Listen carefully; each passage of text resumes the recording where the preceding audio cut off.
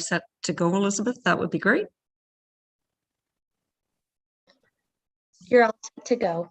Okay, thank you very much. Good morning, everybody, and welcome to our special planning meeting, planning committee meeting, March 18th. And I'm going to call this to order at 9:01. I am also going to verbally verify that our senior management team is here and that we have all of our councillors present. Public input was accepted and invited to planning at muskokalakes.ca. Anything that would have come in through there has been distributed to the councillors via our planning staff. And today's meeting is being live streamed and recorded on the Township of Muskoka Lakes website and YouTube channel. By participating in the open public meeting today, you are consenting to your image, voice, and comments being recorded and posted online. So I am going to verify we have a supplementary agenda, which was published, and Jason Sift, who is actually on the supplementary agenda, is now going to be the delegate for Ali Brown on our main agenda, which means that is the 5-minute time slot for presentations. And on our supplementary agenda is Bob Clark, David Straighton, Darcy Dunnell, and Tracy Robinson is listed, but we have been notified that she no longer wishes to delegate. So I believe that takes care of the supplementary agenda. So my next is anybody care to have to disclose pecuniary interest? No. Okay. Thank you, committee. So we are meeting here today to look at our proposed bylaw, and I know Mr. Sharp is here to introduce it, and today's meeting is strictly that we have to be comfortable with what we're going to put out for our mandated public meeting according to the Planning Act. So we're not making any final decisions today. I just wanted to emphasize that for anybody who is listening in. So Mr. Sharp, I think I'll let you get into the details, and welcome, and take it away. Good morning, Chair Bridgman, members of Planning Committee, colleagues, delegates, members of the public, and representatives. Today's special Planning Committee meeting is being held in regard to Draft Bylaw 2021-116, which is a municipal initiated amendment to the Township's comprehensive zoning bylaw.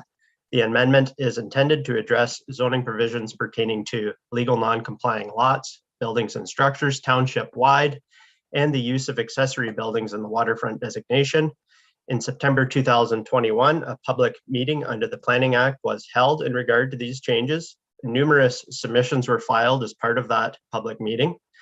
The majority of those submissions expressed objections or concerns, and the main themes expressed in the submissions are summarized as follows: concerns about a loss of property/development rights, confusion about language relating to undersized lots, concerns that prohibiting the expansion of habitable buildings on undersized lots is too restrictive, concerns that prohibiting second-story additions on lots that exceed maximum permitted lot coverage is too restrictive, concerns that prohibiting additions to shoreline structures that exceed cumulative width requirements is too restrictive, and concerns that proposed limitations on accessory buildings are too restrictive. A minority of submissions expressed support for the proposed amendment. Planning Committee directed staff to review public and agency submissions and include recommendations in a further planning report. This report has now been prepared and includes recommendations for certain revisions to the draft bylaw where, in the opinion of staff, they are warranted. An updated analysis is included in Appendix I of my report on page 9 of your agenda package. In regard to change A, which addresses development on undersized lots, staff have recommended that the provision remain as drafted, subject to improvements in wording for clarity and implementation. In regard to change B, which addresses the exterior extension of buildings and structures within required yards, staff have recommended that the provision remain as drafted. In regard to change C, addressing second-story additions on properties where lot coverage is exceeded, staff have recommended that the provision remain as drafted. In regard to change D, addressing shoreline structures that exceed maximum permitted cumulative width requirements, staff have recommended that the provision be amended to allow dock expansions in length when cumulative width is exceeded, although to a lesser extent than current zoning provisions. In regard to changes E through H addressing accessory buildings and related technical amendments, staff have recommended that the draft bylaw be revised to prohibit plumbing within certain accessory buildings and to increase the maximum permitted height of 2-story accessory buildings with a sleeping cabin above to 25 feet. Overall, staff have recommended that a revised draft of bylaw 2021-116 be prepared to capture staff's recommended revisions, and that a further public meeting be held and scheduled in accordance with the Planning Act. Since an announcement was made of this matter returning to Planning Committee for further consideration, 6 submissions have been filed. The submissions are by Albert and Patricia Patanen, Mark Eden, Bill Tryon, Alistair McCallum, Al Moran, and Paul Donaldson, and copies of these submissions have been forwarded to Planning Committee. I have no further comments at this time, and I would turn this matter back over to you, Chair Bridgman. I would be happy to take any questions. Thank you. Okay, thank you, Mr. Sharp. All right, we are going to start with our delegations. And first up is Dave Charters. If we could bring Dave in. Thanks, Elizabeth.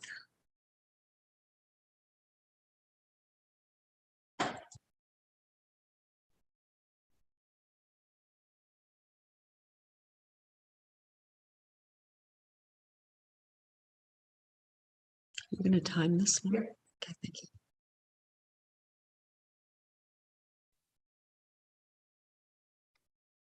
Mr. Charters, welcome. Sorry. That's okay. Okay, there you go. So welcome, and just give us your name and address, and then you have 5 minutes. Please go ahead. My name's Dave Charters. I live at 4 Silver Lake Lane, Port Carling. Your Chairman Bridgman, Mayor Harding, and Planning Committee members, I thank you for the opportunity to present. In regards to the current bylaw amendment proposals, I'm speaking as a concerned resident that is directly affected by the proposed changes. I've worked in Muskoka for almost 25 years. In July of 2021, my wife and I, with the intention of building a retirement home, bought, and after investigating the current bylaws on Silver Lake, purchased that property. We applied to the town for a site plan agreement back in late October 2021.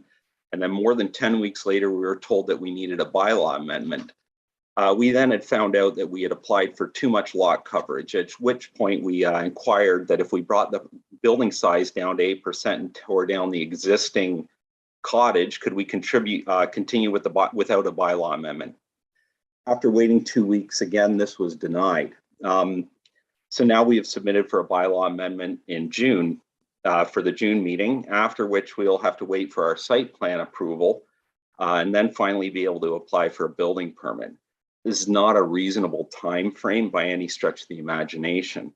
The concern is that newer proposed bylaws, we would not even be able to build on this lot.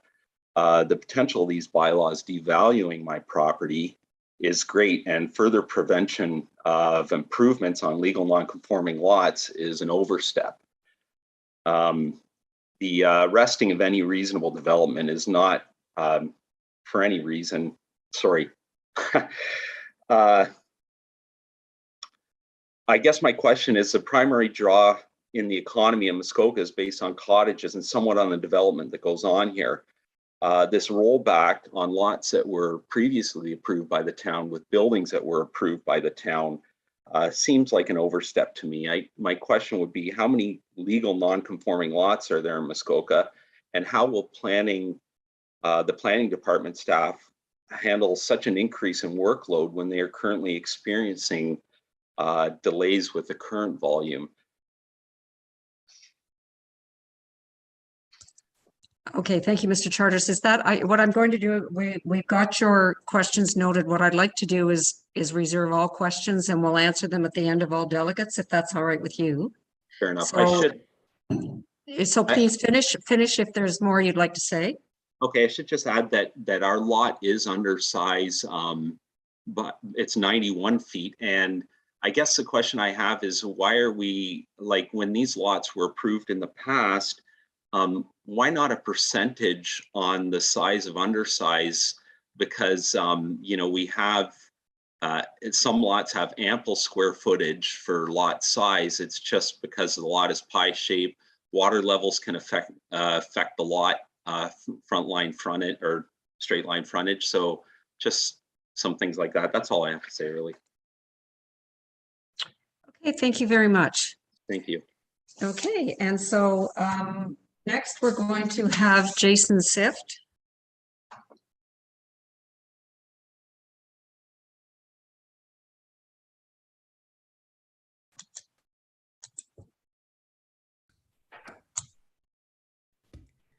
Welcome, Mr. Sift. Good morning, everyone. It's good to see you all again. Right, so, okay, please carry on. Thank you for the opportunity to speak here today. I will say this is my first time doing back-to-back meetings in addition to my full-time job. I commend you all for doing this regularly. My name is Jason Sift. As you know, I represent myself as a Muskoka taxpayer and employer, but also other businesses and individuals with our Muskoka. We made extensive comments and submissions during the public meeting in September. These comments regarding this proposed bylaw still stand. I would like to commend staff on the draft of the appendix. This was very helpful in better understanding the changes and reasons for them. If we could have layman appendices in future proposed bylaws, this would be helpful and could save a lot of time and misunderstanding. After reading the appendix, I do have a few comments. Development on undersized lots. If I'm to understand correctly, for many years, section 3.2 of the bylaw was interpreted one way until it was brought to our attention of the township that it was not an accurate interpretation. This means we are now interpreting it the way the lawyer told us it had to be. I ask, why do we not just adjust the bylaw wording to read as it was previously interpreted?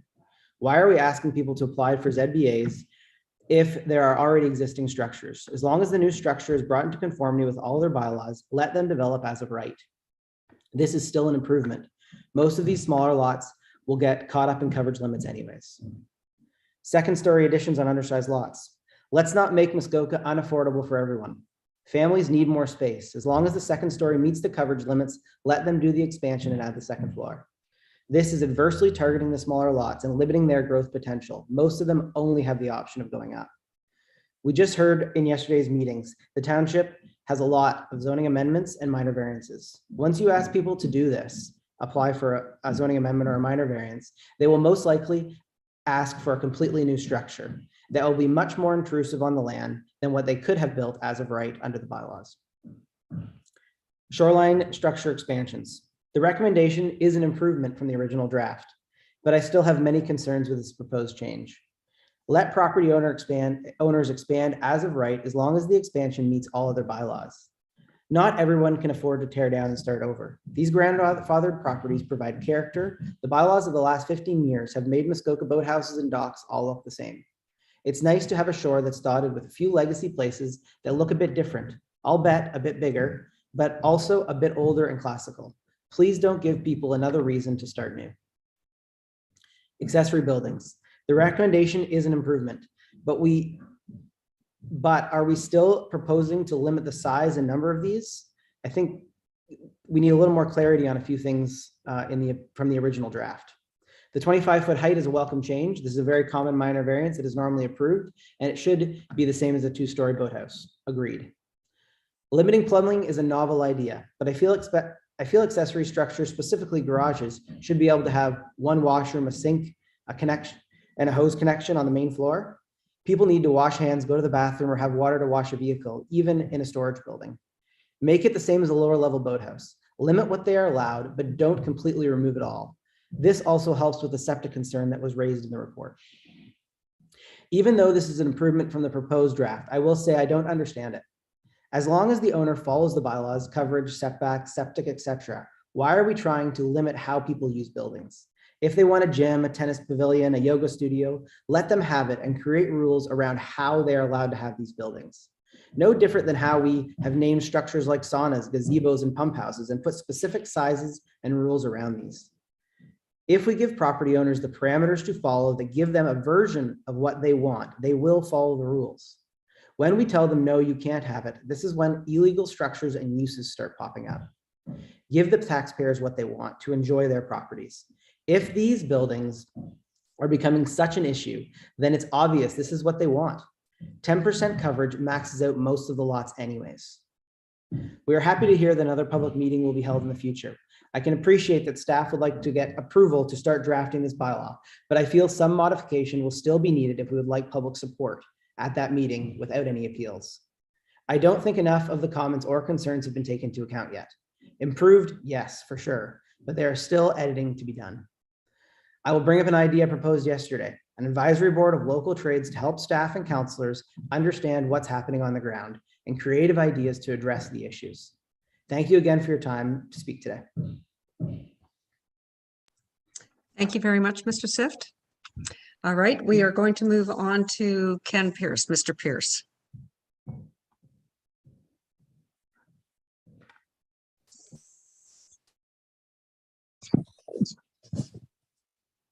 Good morning, Mr. Pearce. You're back in Canada. I think you were at the airport yesterday. Yes, I was in Orlando International. It was quite busy, but glad to be back in Canada and glad for the warmer weather. Ken Pearce, on behalf of Muskoka Lakes Association and Friends of Muskoka, 2232 Muskoka Road 169. Just one point of clarification. There have been some that have said that this ZBA has been the baby of the MLA, instigated by the MLA and Friends of Muskoka, and that is simply not the case. So I wanted to get that on the record. As I understand it, it was brought forward by staff because of some concerns in these particular areas. And at the request of the mayor and council, was brought forward to try and address these concerns. We note that there's been significant public input at and since the September 21 public meeting, and additional public input is being obtained today. We're hopeful that council can move forward on this and come to a resolution. Regarding the recommendation to allow dock expansions, but I note not boathouse expansions in length when the cumulative width is exceeded, although to a lesser extent than the zoning provisions is a good step, we believe. We would be interested to know what this lesser extent might look like what number of feet in length. Are we going from 50 to 20 or 66 to 25 or what that might look like? We also acknowledge that modern boats are bigger and longer in particular, and council may want to consider adding some small increase to boat length as well. On the accessory buildings, regarding the recommendation to prohibit plumbing, council may also wish to consider prohibiting decks and balconies. We don't think that storage buildings really need decks and balconies. And give consideration to perhaps a sliding scale regarding cumulative maximum of 1,000 square feet. And the two buildings, especially for very large lots or very large frontages, and utilizing lot size and waterfront frontage as a scale for that type of decision. Those are my submissions this morning. Thank you. Thank you very much, Mr. Pearce. Okay, we're going to move to our supplementary agenda now, and I believe Mr. Clark is the first one up. So these delegates will have 2 minutes.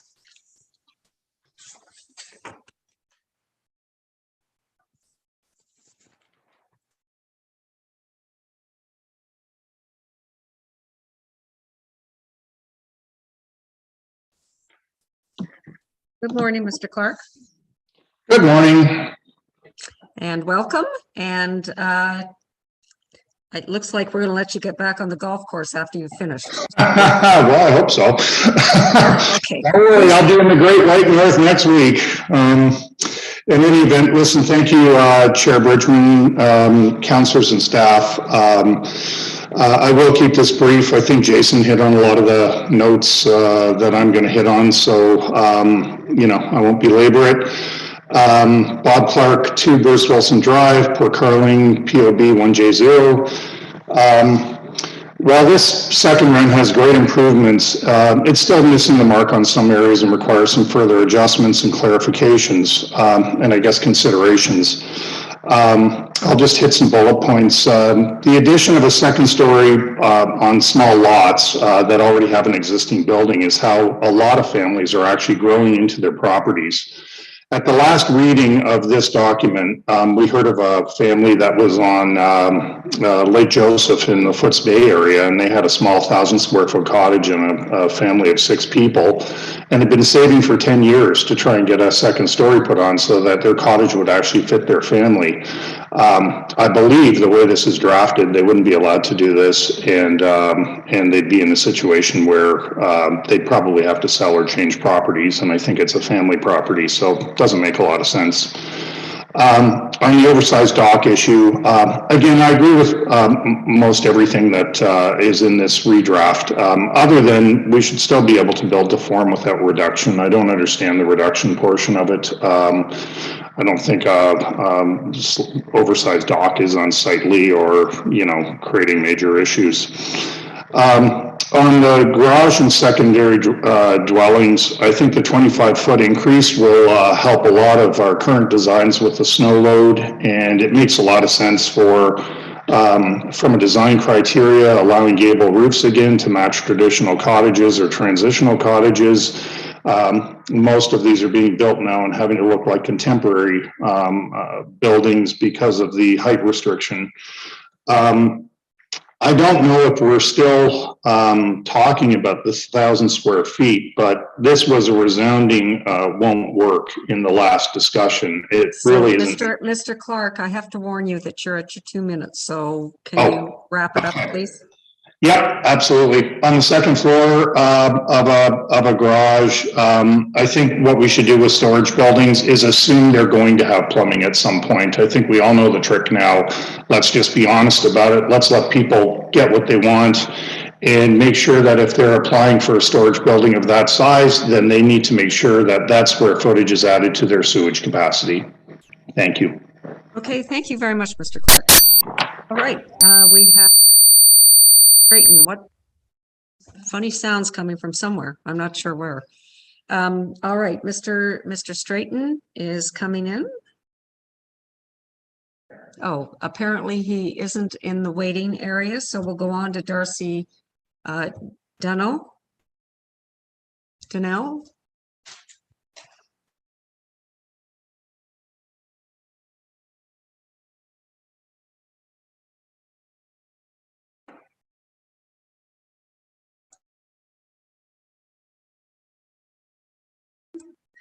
Mr. Donnell, can you hear me?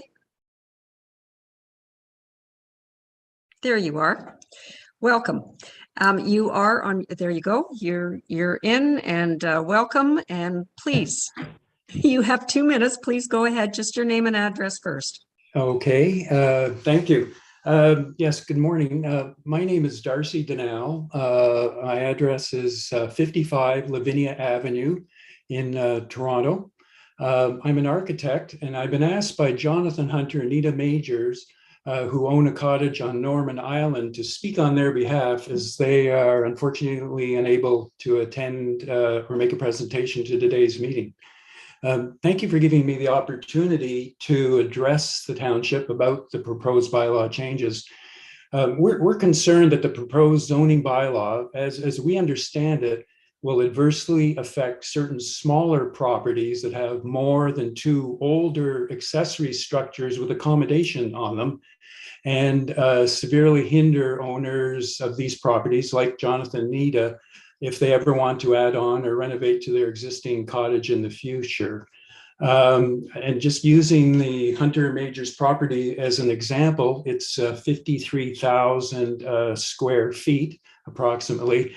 The buildings, it has numerous buildings on it, and it's a classic old Muskoka structures that have been restored when the owners bought the property.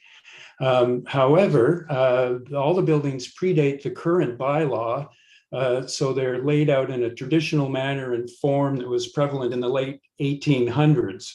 So besides the main cottage and a 2-story boathouse, there are several additional accessory buildings, including 2 sleeping cabins and 2 boat ports. Although the number of structures exceed the present bylaw, their older cottage and buildings are still very much in character with the existing development in the area. That being said, it would seem that the proposed new zoning is at odds with the official plan. The official plan encourages protection of the natural environment by improving the natural and historical heritage of a property by restoring natural features and preserving the historical structures. But in order to comply to this new bylaw, if the owners wanted to add to their cottage, they would have to demolish several of these original historic structures, and destroying some beautiful. Excuse me, Mr. Denal, you had Yep. 2 minutes and you are at your 2 minutes. So could I ask you to wrap it up, please? I'll just finish up. The official plan also is,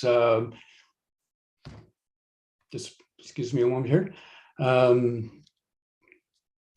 also encourages development of the encourages efficient, because of climate change, encourages efficient green design buildings. And as we know, most energy efficient green buildings that are actually ones that are already built. Mr. Denal, I'm going to have to ask you to finish in the next 10 seconds. Okay, so in closing, I would ask that you make sure that the proposed new zoning changes are sympathetic to these legal non-compliant properties and permit them to be developed in a sensitive manner that allows working with and keeping the existing accessory buildings. Thanks very much. Okay, thank you very much for your input. Okay, committee, that is the end of our delegations. And I'm wondering, Mr. Sharp, if in terms of the questions and Mr. Charter's question, can we address some of that? And I've just lost my notes here. Do we have an idea of how many legal non-conforming properties we have? Thank you, Chair Bridgman.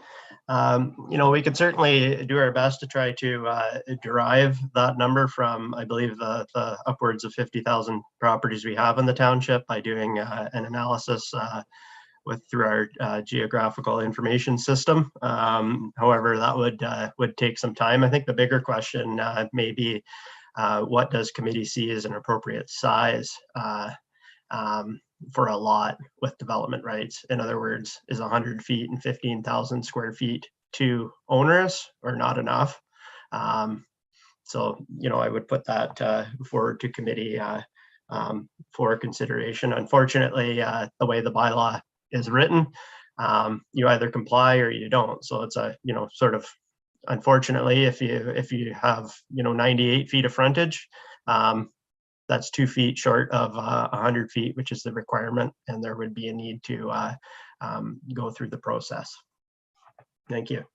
So, Mr. Sharp, before you go away there, I think we need to clarify that replacing any non-complying structure in its same size is going to be a continuing right. I just want to make sure that people understand that what they have now is not going to be taken away if they need to replace a building, and it's there. So perhaps you could help clarify that. Sure. So on an undersized lot, if it's less than 100 feet of frontage and or less than 15,000 square feet, just as an example, one can always replace what they have one for one if the building's legal non-complying, irregardless of where it is on the lot. So that right will continue.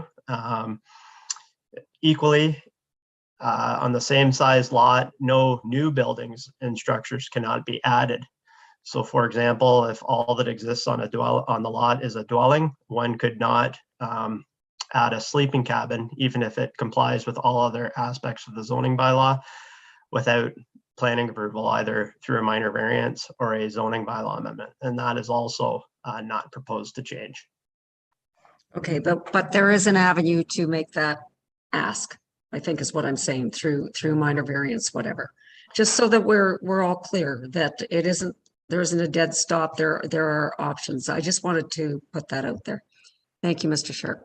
Mayor Harding. Thank you. And I'm assuming we're going to kind of go through these one at a time.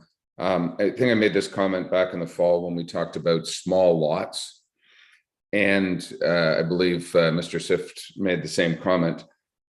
The only reason we're actually dealing with this today is because we have a different legal opinion on the wording within our bylaws.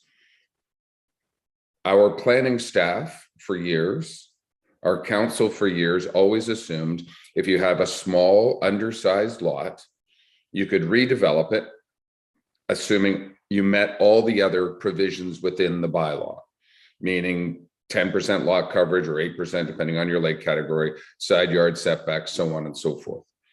But what we are doing now is saying, because the wording in our bylaw doesn't say you can do that, we're taking away people's rights. And I think the appropriate response, because for me, I don't ever want to take away those small lots.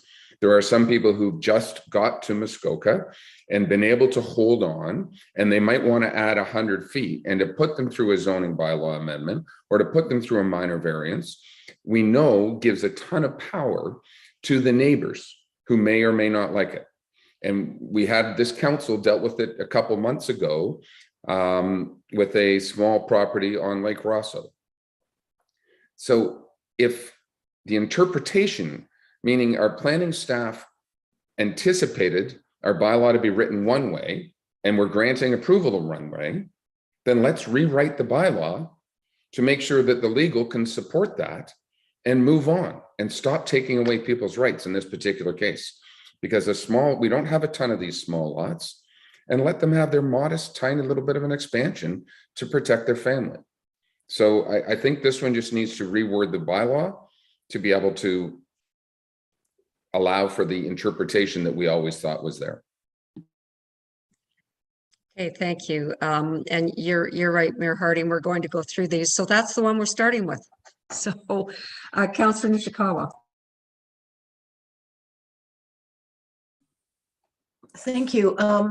I actually, in my little bit of experience, believe we have a lot more of the small lots than possibly council can appreciate. I think that the opportunity to gather more data on that is when we do the septic. When we're going to start putting that database together, because you can kill two birds with one stone. You know, a lot of that, but I will say that if you go to some of the, I'm going to use Walker's Point, most of Lake Muskoka, like I would say a lot of those smaller lots would be on Lake Muskoka because that was developed sooner. But I'm very aware that there are lots that are 66 feet wide, for instance, way back when. And yes, they are small, but I've also been, I thought about this when we did 1414, for instance, and some of the decisions that we were making then, and how we were going to try to stagger what height a building would be, and those kind of conversations. And honestly, I'm not 100% sure that I even really fully understand, because when we've had applications come forward, one particular meeting, something's okay, and the next meeting it's not okay. And I don't, to give you an example, Acton Island, that application that we had recently. So I'm a little bit concerned that we have gotten very stringent on things, and we aren't really fully aware of how many small lots, for instance, there are, but also the reality, I sure notice it.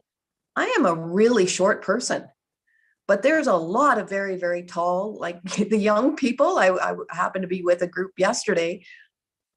They're pretty tall people these days. And I think some of our structures were built in such a way that are not comfortable. Even it was suggested that, well, 8-foot high ceilings are fine. They're not any longer. So I would just say that we have to take a lot of that into consideration when we're looking at heights. I totally agree with some of the comments that came forward about the 25-foot height and all of those things. But I just think that we should be trying to gather as much information as possible when we do have that septic look, and we can get a lot of more information than we're actually that we have today. Thanks.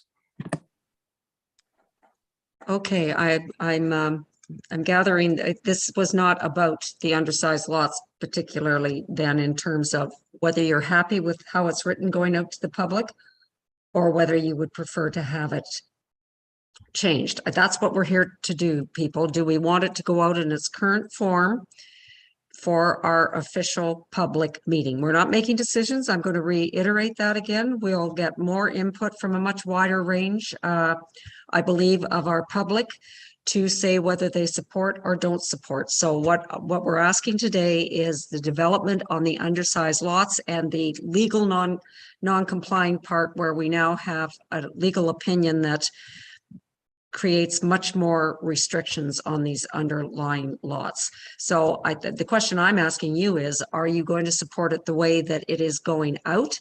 And it is, and that is what our planning department is recommending. So Councillor Jaglowitz. Thank you, Chair. That's a tough question, but let me answer it in this way, if you permit me. Mr. Charter's example on Silver Lake, I looked it up on the zoning map, and it shows that it's 100 feet of frontage. So actually trying to find out these undersized lots might be difficult, because there it shows that it's not undersized, which is obviously that's not the legality. It's the legal frontage that counts. But even if it was, and it's also showing 0.9 of an acre. So that would probably and be a candidate for Committee of Adjustment to be dealt with. So when you're deciding on something like this, you have to draw a line somewhere, right? And I believe that the intent of this is to not allow these small lots to have monster buildings on them. So I'm just not so sure if we struck the right balance, but it seems to me we're in this process and we should move forward, hear the rest of the comments, and then deal with it at that time. At least that would be my suggestion. Thank you. Okay, thank you, Councillor Jaglowitz. And obviously that is an option. We can send it out as is with the recommendations. And then, I mean, as happens with these, the hard work for council is when it comes back from the public meeting and we actually have to determine what the bylaws are going to be. Mayor Harding? Thank you. I think the question on the table for council or for the public, because we're changing a bylaw to reflect a legal interpretation, but I think that we probably, if we do go to the public, the question should be, should undersized lots be completely frozen? Or should undersized lots be allowed to be developed to all other side yard, lot coverage, so on and so forth, development rights? That's the question. If we want to ask the public, I'm happy to ask that question of the public. But again, our bylaw interpretation, our planning staff always said you could develop an undersized lot. So that's the question I want to ask the public. Should or should not undersized lots be able to be developed? Beyond what they currently have, right? To make it completely clear.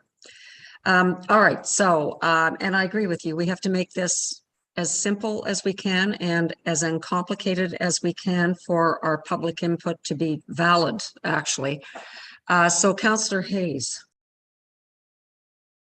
Yes, through you to Mr. Sharp. Mr. Sharp indicated that there were, I believe, 77 comments that came in. And he said most were not in favor and some were in favor.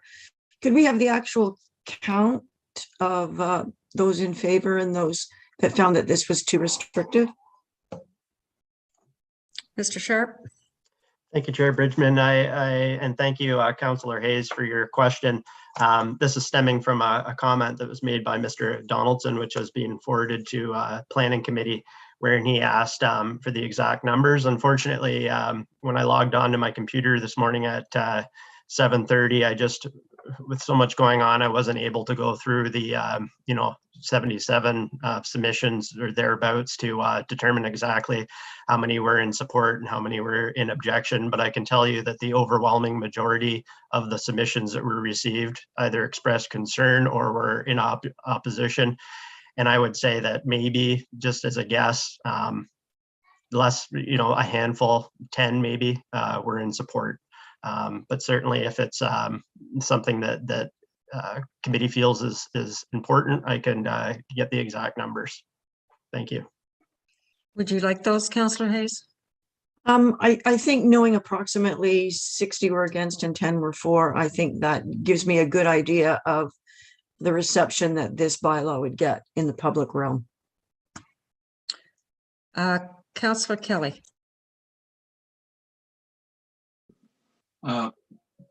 Thank you, and through you, listening to this discussion today, quite frankly, we always need to be concerned about things like polls and reactions from the public. Obviously, we got to learn from those. But there seems to be a path here that we're ignoring. Actually, I think that Mayor Harding is bringing up, which makes a lot more sense than putting everybody through the trouble of trying to make our try to enforce the bylaw the way it's presently drafted, notwithstanding that we were actually operating it in a slightly more liberal view before we got the legal opinion. So I think the thing we don't want to lose control over on these small lots is the explosion of mega construction, mega developments. And there seems to be good control over that as far as lot coverage and setbacks are concerned. As long as we manage to those parameters, I frankly don't see any reason to freeze development on undersized lots. It's not been our practice in the past, whether we were living up to the expectation and the strict interpretation of the bylaw or not. We were comfortable going ahead on that basis. I think we should be in the future. So I think that probably the from the perspective of consistency and reliability, people have bought and sold some of these properties on the understanding that they could be developed the way they have been traditionally. And I think as long as we keep a firm hand on managing the development to the specific lot coverages and setbacks, I think that's the right approach. It's the simplest approach, and it'll probably avoid all sorts of appeals and inquiries and applications coming in that will ultimately yield the identical result, but after a lot more time and energy is expended, by staff. So I think we should put it out to, I think we should amend it so that when it goes back to the public, we can take their comments on the perspective. Essentially, we'll amend the bylaw to conform with past practice. We will, however, maintain a strict handle on setbacks and lot coverages, and carry on the way I guess we have traditionally for a long time. Okay, thank you. Councillor Zavitz. Thank you, and through you. So Mr. Charters mentioned the words arresting of reasonable development. And again, I'm going to speak to yesterday, and we're looking at some weighty topics here and now. I am very, very concerned that yet again, the public's perception of what this good committee and council is doing is different than and somehow opposed to, at odds with what people see as their Muskoka, because it's our Muskoka. And I think Mr. Sift, when we talk about his comments, I do believe time is on our side. I mean, I look around the lake, and these 66-foot lots and 100-foot lots and 92-foot lots have been here since the trains started to bring people here on ships from Gravenhurst. So as I speak to the Torrance area, so I guess my thought is that what Councillor Kelly had said, I like the word amend. I think it's all about our language. I think what we put out to the public, to what the mayor has said, I think we should go down this list. There is a list. Clearly, there's a lot of concerns. One only needs to look at Paul Donaldson's notes to realize that there's quite a list of things we could go down. I'd like to see us embrace that today and then ship this thing out to the public with the latest, greatest iteration, if you will, of public perception, because we're only going to be formatting what the public really wants. That's our job, is to take what they said and make it real and make it manageable. I have had a lot of emails saying, hey, please don't support this today. And I think, to me, that just shows people don't understand the real process. This is collaborative. We're trying to come together with a way forward. And I think as the mayor started this discussion this morning, Chair, would be to, kind of go down the list and get a temperature from us all on how we feel about quite a number of these things, and then release it out there and get that next level of perception from the public. Thank you. Thank you, Councillor Zavitz. And yes, to your point, we need to be comfortable with what's going out at this point. So I am going to suggest that if I can get a reading from our committee, the suggestion really is that the question that needs to go to the public for clarity is, are we going to freeze these lots, or are we going to allow them to expand under our current bylaws? To your point, Councillor Kelly and Mayor Harding, we need to rewrite them so that they don't have the conflict that's going on now, according to our legal advice. But is that basically the question that we want to go out to the public, to keep it simple and do that? So can I get a nodding of heads, or who's in favor of that? Mr. Sharp, I know you're going to jump in with how do I word? Let me ask Mr. Sharp to speak first, and then I'll. Thank you, Chair Bridgman. I'm enjoying the conversations and all the points that members of committee are making here. But just going forward, it would be very helpful for me to sort of have a better understanding of what it is that I'm putting out to the public to comment on. And what I'm hearing is from several members of committee is that essentially with respect to change A, the development on undersized lots, you're looking to go back to essentially the interpretation that we had always used prior to receiving a legal opinion that changed that. So I'm just looking for your confirmation, and the bylaw can be amended appropriately. Thank you. You were much more eloquent in saying that than I was trying to do, Mr. Sharp. Thank you. So do I have consensus from committee that we can send it out that way?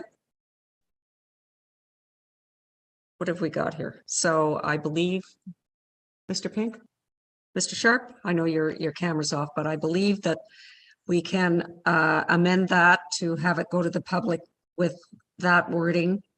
Councillor Jaglowitz, comment? Thank you, Chair. Just a clarification. This ZBA was attempting to do two things, as I understand it, to correct that error or that interpretation, but it also attempted to deal with accessory structures. Is what I'm hearing is that that's going to be abandoned? Is that what is being proposed? No. We're just dealing with Part A in I Appendix see. 1, page I'm 9. sorry. We're just doing change A at the moment, Councillor Jaglowitz. We will get to the others. I see. Okay. Well, then I am in support. Thank you. Okay. Thank you. Okay. So B, exterior extensions and required yards. So we got comments on this, and Mr. Sharp, maybe you'll give us a quick reminder of exactly what is being asked here, just so that those listening in will also have that quick update. Thank you, Chair Bridgman. So essentially what this is about is it's intended to deal with a situation where you have, say, a dwelling within a side yard setback. So for example, if the lot requires a 15-foot side yard setback and there's a legal non-complying dwelling within that setback, this provision will set out how that dwelling can be redeveloped. So it would permit an addition to the dwelling, provided the addition or the new portion, or the portion being enlarged, complies with the 15-foot side yard setback and all other provisions of the bylaw.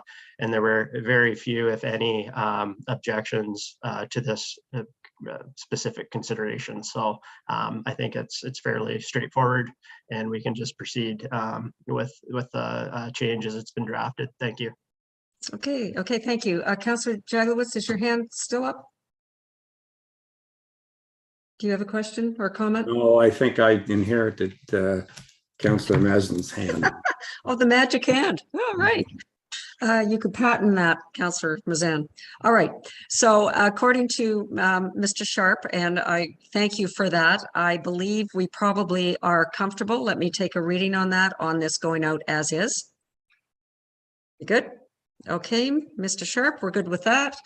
And now I'm going to ask you to, in terms of change C, just give us a recap again, and so that we're all very clear on what's being asked here. Thank you, Chair Bridgman. This particular change has to do with the redevelopment of buildings and structures on lots which exceed the maximum permitted lot coverage. So for example, if the maximum permitted lot coverage is 10% and I have a dwelling on my lot, and it has a lot coverage, say, of 13%, the bylaw would allow a second story addition, provided the floor area of the second story addition itself didn't exceed the maximum permitted lot coverage of the lot, so 10%. Second story additions tend to not increase lot coverage, because lot coverage is a calculation that's based on footprint or roofed area. So essentially what we would be recommending here is to essentially eliminate that situation and make it more restrictive. If you were wishing to put a second story addition on a dwelling, you would need to go through the planning process in order to do that. And I would just indicate that I think part of what staff struggles with is that the bylaw allows these second story additions on lots where lot coverage is exceeded. However, if you wanted to say add 100 square foot addition to the dwelling on the ground level, so in other words, you'd be increasing the footprint, that wouldn't be permitted by the bylaw, and that would immediately trigger a requirement for planning approval. So I think in the context of what the official plan is trying to achieve in terms of maintaining an appropriate balance between natural and built form, I think that staff see some discrepancies and some conflict between, you know, what the official plan is directing us to do and what's actually happening on the ground with some of these additions. Certainly, you know, maybe it could be pared down to be not so restrictive. So I would, you know, put it to committee for your discussion. Thank you.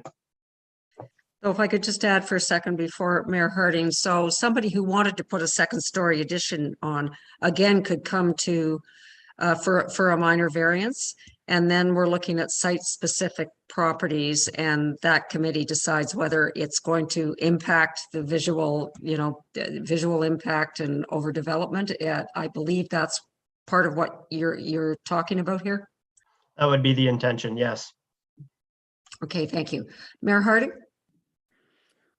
Thank you. And I guess I struggle a little bit with this one in that, let's say my property, I'm at 13%, which denotes that I have 200 feet of building that gets me over my lot in a one story, but I'd like to expand my family without changing lot coverage or anything else. What we're saying is, you don't get any expansion rights. So I could demolish the entire building. I could shrink the footprint by 200 square feet, and then I can double the size because I can go up. So I'm not sure we're really getting to a better end result, except for demanding new construction, potentially moving, changing trees, changing lot lines. And, you know, again, I don't mind a redevelopment within the bylaws. So if I'm over 13%, the full 13% can't go 2 stories and gain floor area, but a modest expansion I think can. And maybe it's 50% of the building could do that. But I think just to eliminate any expansion vertical, because we're not changing lot coverage. And in my 12 years around this table, it's lot coverage, lot coverage, lot coverage, because we have vegetation around. And I personally, I'd prefer to allow some minor expansion. And again, I'm trying to avoid more zoning bylaw amendments, more committee of adjustment, more, because we all know, we hear people who say, no, I don't like this. And we have to come in and say, well, I appreciate you don't like the color green or yellow or pink, but that's not part of a planning application. And so I'm struggling with this particular one, that some of the older properties that were built at a time can't be redeveloped. So I think if you're tearing down the entire prop building, then absolutely you would have to conform. But if you want to put a small addition on, I think that we would allow that. I would. Councillor Nishikawa. Thank you. I somewhat agree, I think, what the mayor had said. I would say yes to the second story addition. In its full, I would not want to see a cantilevered second story addition. So for instance, well, I don't even know how to describe it, but in many ways, I've built them. You know, you can cantilever out 3 feet on all around the whole building. It looks a little bit odd, quite frankly, to me. But I just find that we're getting so restrictive that second story decision is important. I would not be changing the, that's another conversation I don't want to get into, I guess, right now. But also, for me, it's more important about catching those additions and making sure that the septics are up to date. Because now you might be adding 3 bedrooms, another bathroom, that sort of thing. And we really want to capture, if we're concerned about the environment, it is the use of the septic that's going to be the issue or the problem. I know it's very minor, but we get hung up on overhangs, for instance, because they're roofed. You know, people just want to be able to open their door with an overhang over some of those things. I think we're a little bit too restrictive as well. They're certainly not habitable space in any way. So, and they're not 100 square feet, but it does get, just makes it a little bit more complicated, I would say, that it doesn't need to be. So again, I'm more concerned about the septics that are kept up to date. And I would not want a tiered second story, or not tiered. Sorry if I don't give it the right, but I wouldn't want it cantilevered. I'll say that. Thank you. Okay, Councillor Edwards. Thank you very much, Chair Bridgman. One of the things with the second story that I would have concerns with is on the small lots. And I'm not opposed to a second story. It's the balconies on the second story and because they're overlooking their neighbors. We have had a situation with that already. And I hate to see that. You can put up a privacy fence, then your neighbor puts a second story on and it looks over your fence. So maybe we should restrict balconies on the smaller lots anyway. It's different if you're 50 or 70 feet away from your neighbor, but if you're right 15 feet and you're overlooking a lot, it's a privacy issue. And that, but we'll see. We can send it out and see what people think. And Councillor Nishikawa was right with saying they shouldn't be cantilevered and extend over. Thank you. Okay, I'm going to, I'm writing all this down. We're going to get a group sort of what direction do we want to go at the end of the discussion. Councillor Hayes? Thank you. I would support Mayor Harding, Councillor Nishikawa, and Alan Edwards in that second stories should be allowed. as long as they respect all of the setbacks, no cantilever, balcony, or decks if they have already reached their maximum. And I would support that. Okay, thank you. Councillor Kelly. Thank you, and through you. This one, I can see both sides of the argument a lot sort of clearer than on some of them. I understand the issue of kind of massing buildings along the waterfront and the built form dominating the view from the water. But the flip side of that is that to the extent that that work is going to be done in order to accommodate expansion, and to the extent it's possible, for instance, to remove a garage from the lot and put it into a back lot so that you can expand to the back, you're going to end up blasting and clearing more trees. And I think given that we have, I think as a council, recognize the climate emergency that we're under, and the fact that a fully grown tree is a big pump for water and a big silo for sequestered carbon, we frankly should be doing what we can to accommodate expansion without clearing, without further alteration of the site. So I do agree with Councillor Nishikawa, who suggested that cantilevers are out. I think they should be out. I think that if we put a second floor on, it should in no way, shape, or form have a larger square footage than the building it's built over. Whether there's cantilevers or whatever, you can't build bigger than what's above. And I think it needs to conform with the lot coverage, as I understand it, how we've always enforced it in the past. So I think, I think that the lesser of two evils here, frankly, is to find a way to accommodate the second floor expansion and avoid the likelihood that everything just gets pushed back a couple of hundred or 300 or 400 feet to accommodate the growth that's necessary, but will also require more clearing. Okay, thank you. Mr. Sharp, would you like to chime in? Thank you, Chair Bridgman. I just wanted to make a comment that with respect to cantilevered second stories, I don't think that that would be permitted in this context because it would result in an overall increase in lot coverage.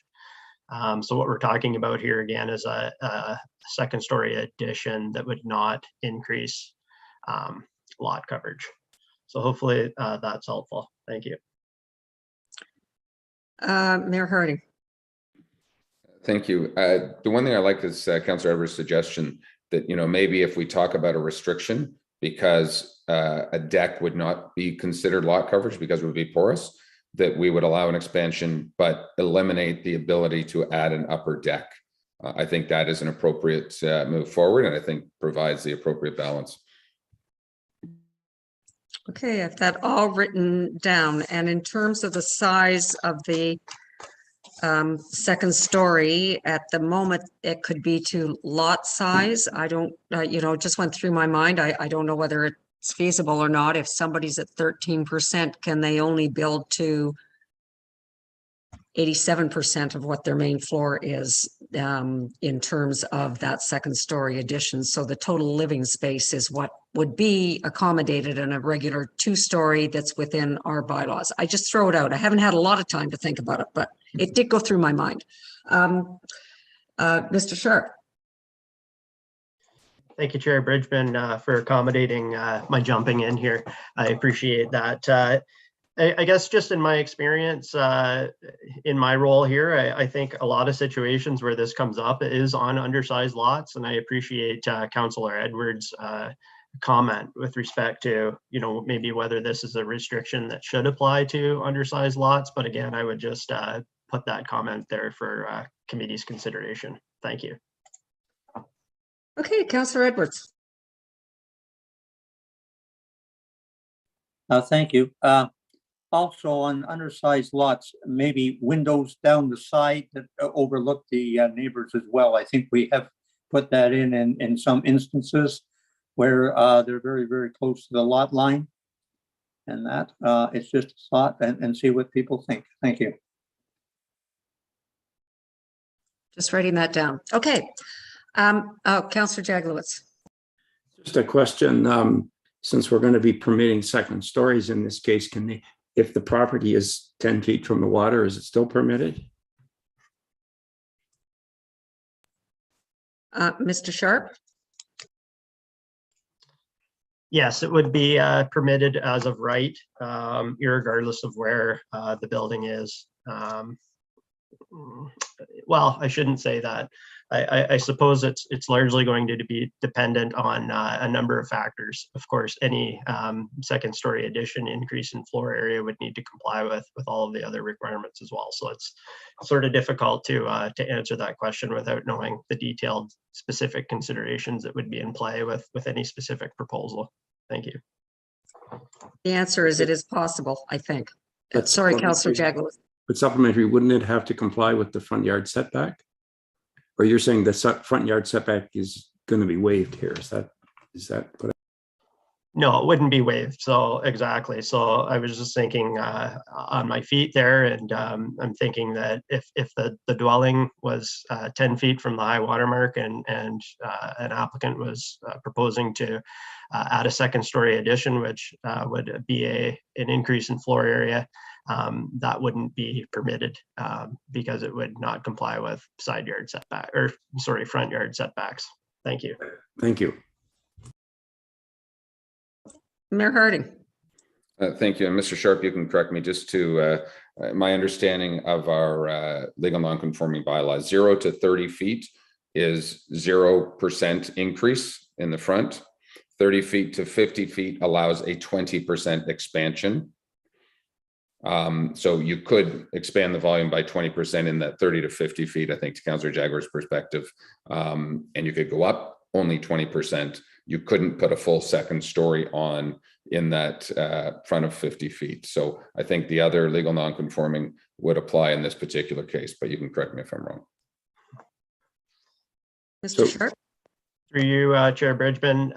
Yes, so generally speaking, you're correct, although the setbacks are 0 to 35 feet, and so no expansions within 0 to 35, and between 35 and 50, you can have the 20% increase in ground floor area, 20% increase in height over the existing conditions, and beyond 50 feet, you can go up to 35 feet in height. And in all cases, you need to comply with all other aspects of the bylaw, side yard, lot coverage, etc. Thank you. So just final supplementary. So when we talk about all of these, we're talking not about rewriting them. We're talking about maintaining the existing. Is that I'm just getting a bit confused as to whether we're changing the existing rules, but what I hear is no, we're going to stay with the existing rules. Sorry, Mr. Sharp. Yeah, we are going to stay with the existing rules to a point, but what we're discussing is some changes, Councillor Jaglowitz, as in the second story, no balconies, no decks, no windows on the side. So we're looking at I would call it fine tuning the second story. So we're going to have to see this before we vote on it then, are we? In other words, it's getting complicated. That's we're not voting. Yeah, we're not. This is strictly what's going to go out to the public for the public meeting, Councillor Jaglowitz. And then that will come back, and that will be part of, because we've only had 77 people inputting so far. To me, that's not nearly enough in terms of what our entire population would like to see. So we're going to have more input, and we're going to have more discussion after. This is just the guidelines of it going. And in that regard, Chair Bridgman, I believe that people that have it under, I bet you if you look at those 77 responses, that probably 95% of them have a small lot. So it's. Well, could be. And certainly that's allowed. So Councillor Hayes. Thank you. And through you, touching on something that Councillor Nishikawa said, could any second story additions where lot coverage is exceeded trigger a septic review automatically? Could we put that in? Mr. Sharp, I think we can do that. No problem. Through you, Chair Bridgman, I think that would already be a standard requirement of the process anyways through the application for a building permit. The Township's Development Services Division would undertake that analysis. Okay. Okay, so I am going to see if I can sort of summarize this for everybody. It would appear to me that we will allow those second story additions, but there will be some restrictions on them. And the restrictions would contain no cantilevering, whatever you want to call that, which is an increase to the main floor, as Councillor Nishikawa was trying to describe, footprint. No balconies, no decks, and so nothing on the outside of these walls, and no windows on the side, so that we are protecting the neighbors' privacy. Mr. Pink would like to speak.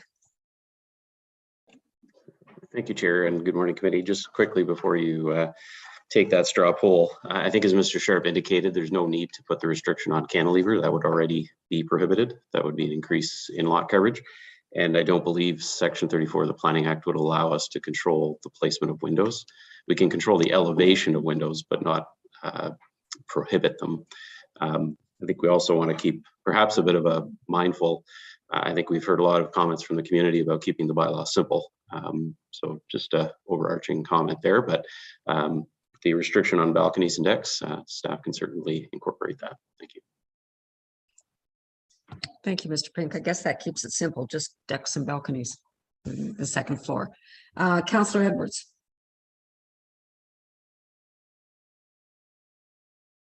Thank you. I believe we have limited windows on the sides on some when they're, and that I can think of 2 or 3 that we've said that on, and that they were oversized lots, and that and that to appease the neighbors. If we have to, then it have to be a window over 6 feet off of the floor, so that they're not staring at their neighbors. But something like that. But I know it has been a condition before. Thank you.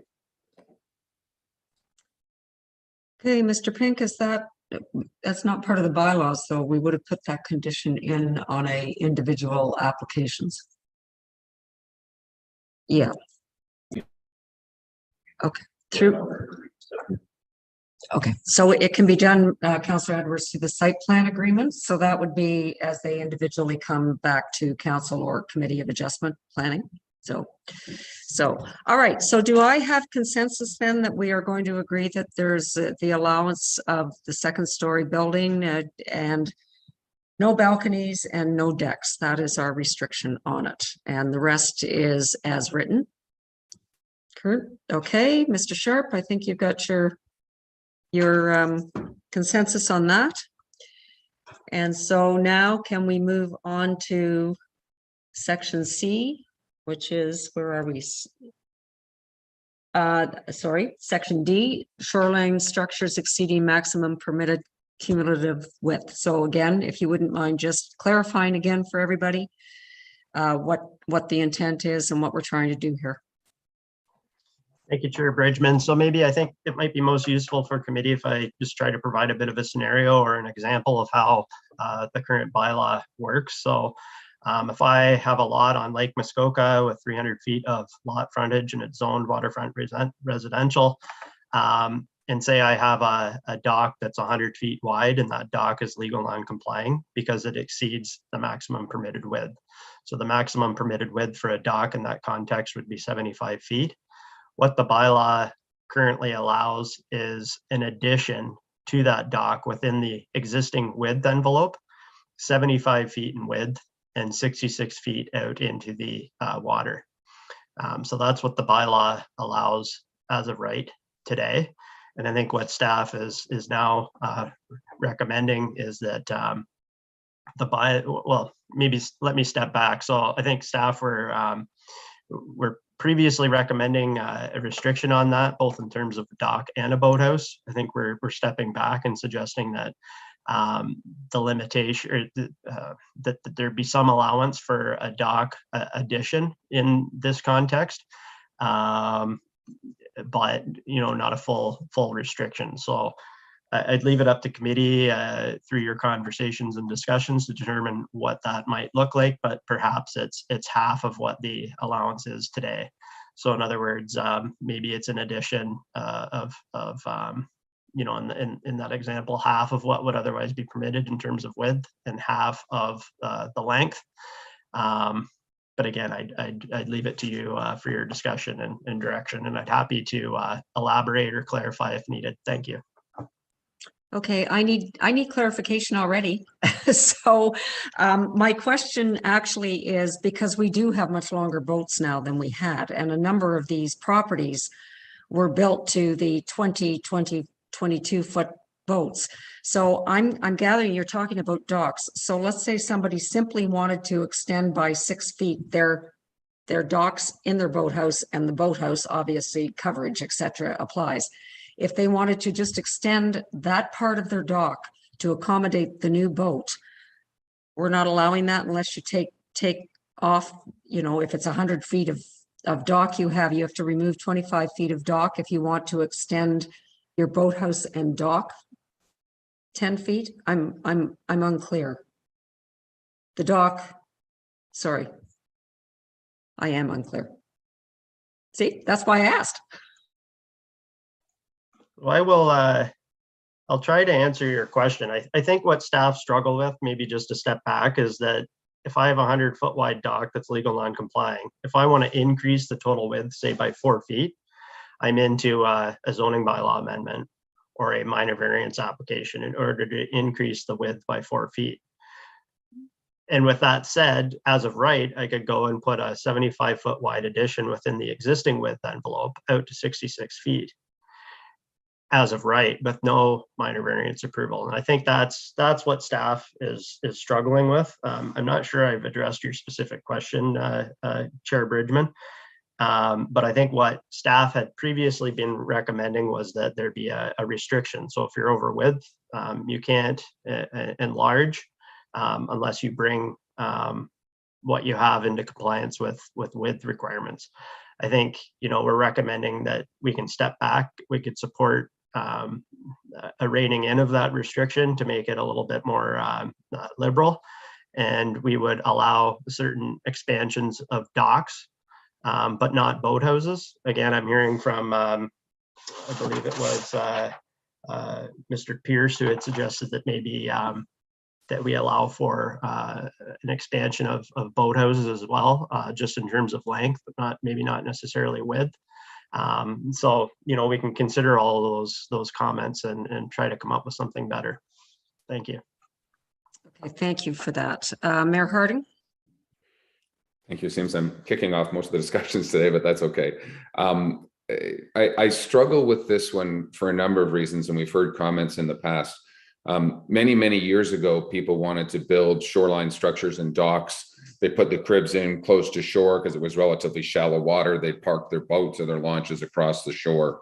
They would build boathouses, again, had smaller boats, would probably build them wider, multiple slips. There's an island around the corner with 7 slips. They all don't go out very far.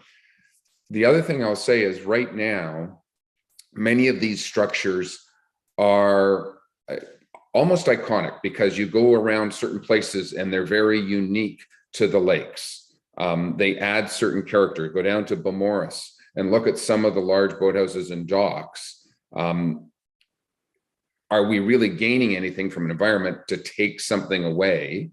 If we had to shorten a dock that was at 100 feet, because we're only allowed 75, when I'm pulling those cribs out of the water to remove the dock, I'm actually maybe removing fish habitat, and that can present a problem itself.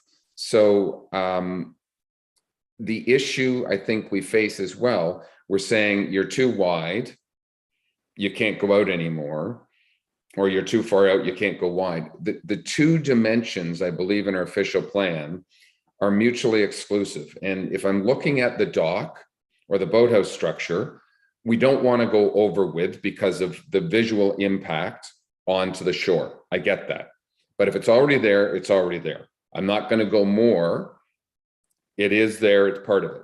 If I'm looking across the front of the property and it goes out so far, I'm not going to add to that. I'm certainly not going to allow anything that's beyond the 66 feet of dock. I'm not going to allow anything beyond the 50 feet of boathouse.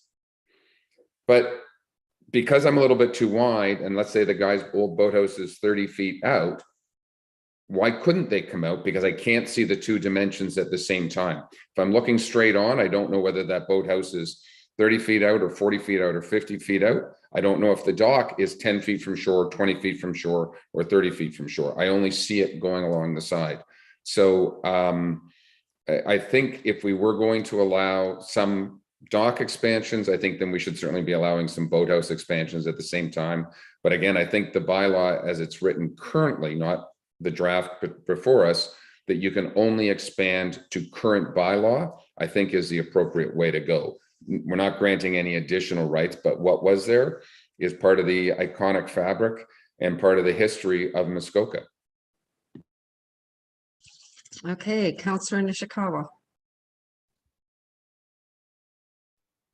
Thank you. I find this conversation difficult. First of all, I generally like to see a picture in front of me that I can actually appreciate. The mayor just discussed different measurements, different angles, all that sort of thing. It's very difficult, I think, and certainly would be difficult for the public to appreciate what we're talking about. I feel quite privileged as a district councillor that I had sat on Watershed Council for a number of years. And what I had learned from that, and one particular presentation from, it used to be Judy Brose and Norman Yang back then, but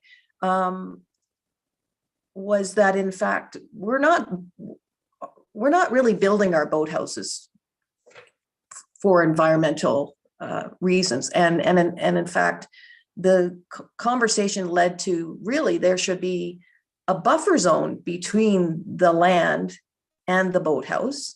Like water should be able to flow freely behind that boathouse. There's a lot of very interesting, I'm going to say science to this, that our township has never really bought into. I actually would feel better in these types of conversations when it comes to the shore and dock additions and boathouse additions.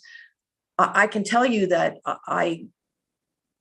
I know how minimum a boathouse can be with certain boat lengths. That's just from my construction knowledge. And in fact, you know, I would say that anything less than 35 feet of a boathouse is just going to be a struggle for anybody to own. But there's just so much more to it. And I don't believe that we have ever had those conversations. I hope that we can actually reach out and ask Watershed Council for some of their advice on this, because really, if we're going to do this, let's do it right. Let's not just say, okay, now you're allowed to just add on here, but really let's understand the impact. And I think we have the opportunity to do that at this time. And I hope that we can get that science-based knowledge. If in fact, because otherwise we're just pulling numbers out of the air like we normally do. We don't put any reasoning behind things other than that somebody might have a bigger boat today.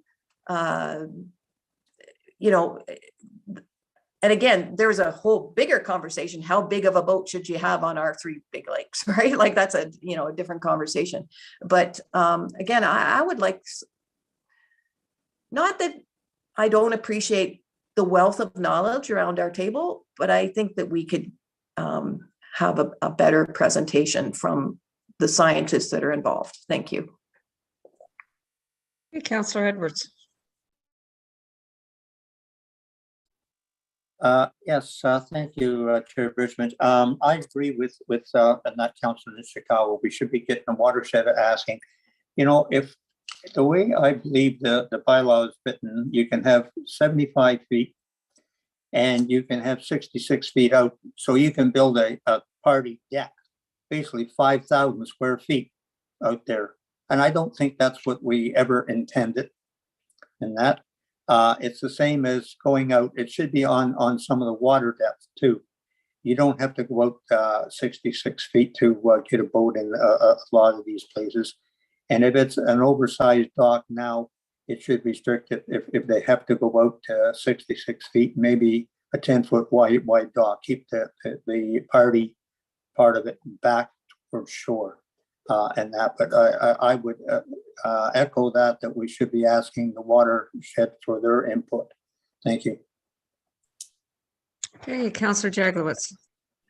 I think another thing, Chair, that we should maybe be thinking about whether or not this boathouse is actually for storing of boats. And that's another issue. So it's complicated. I think on this one, I'd prefer to have staff, as they suggested, take the thoughts and come back with something that they think it might be appropriate to go out to the public with. So I don't think we're going to solve it here today. Councillor Hayes. Thank you, and through you, and with Bryce's example with the 300 feet and 100-foot dock, perhaps we should be looking at, if you're allowed 75 feet and 66 feet long, that would be your almost 5,000 square feet that Councillor Edwards was talking about.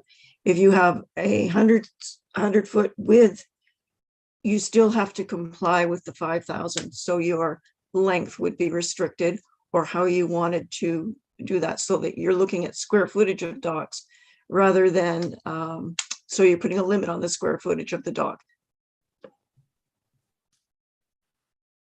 Okay, any other comments?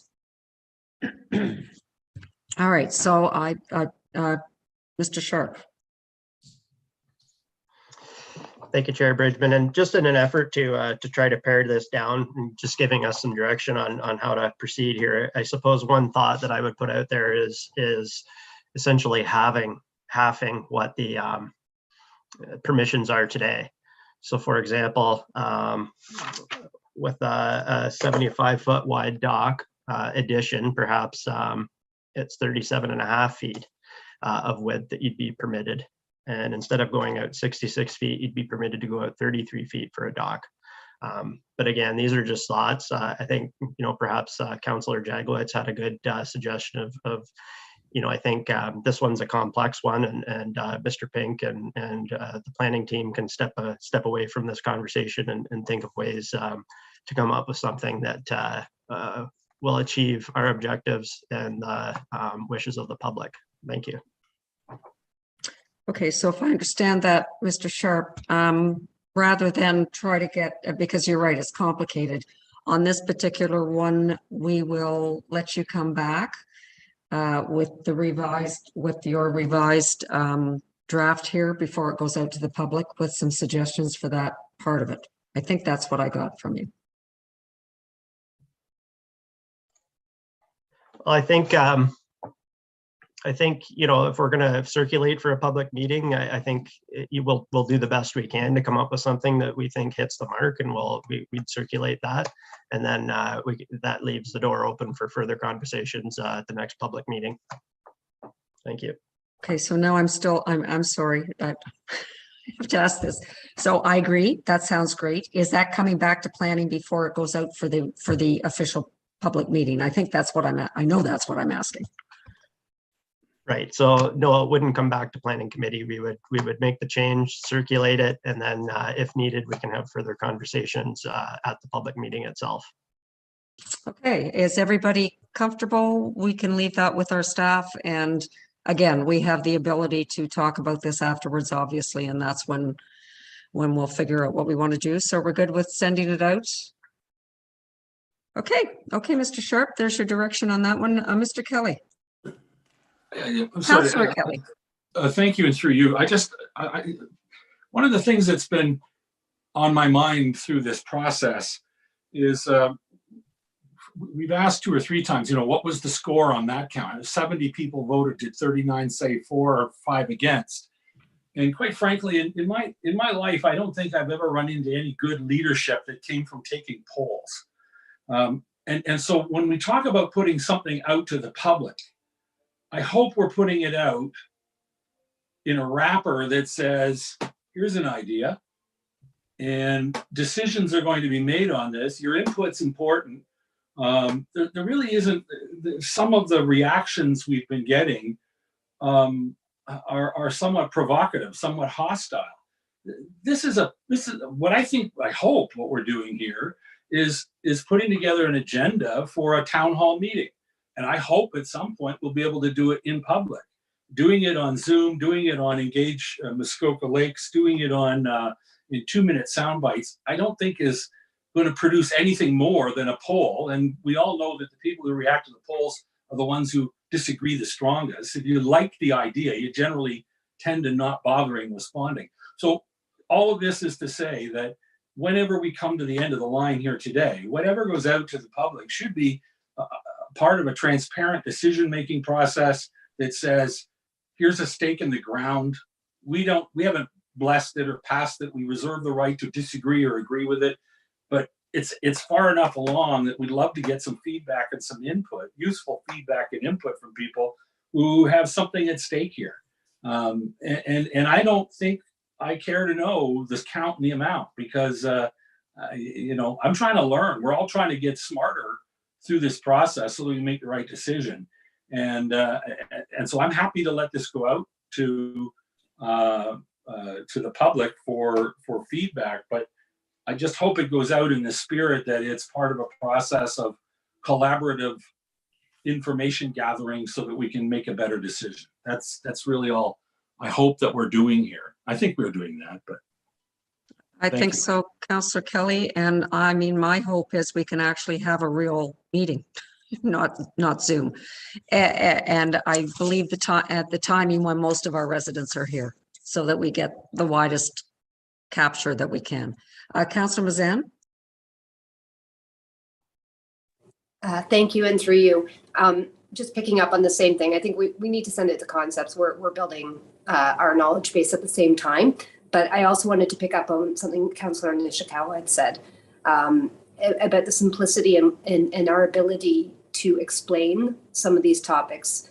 As we're sitting around and I'm listening, I was doing the exact same thing that Ruth had said, which I'm trying to follow the mayor's description, and I'm visual. So I just urge staff that when we are doing these situations, and it's a bit complicated, and we're trying to take it out to the public, to do our best to keep this as simple and as visual as possible to help all of us understand exactly what's at stake. So thank you.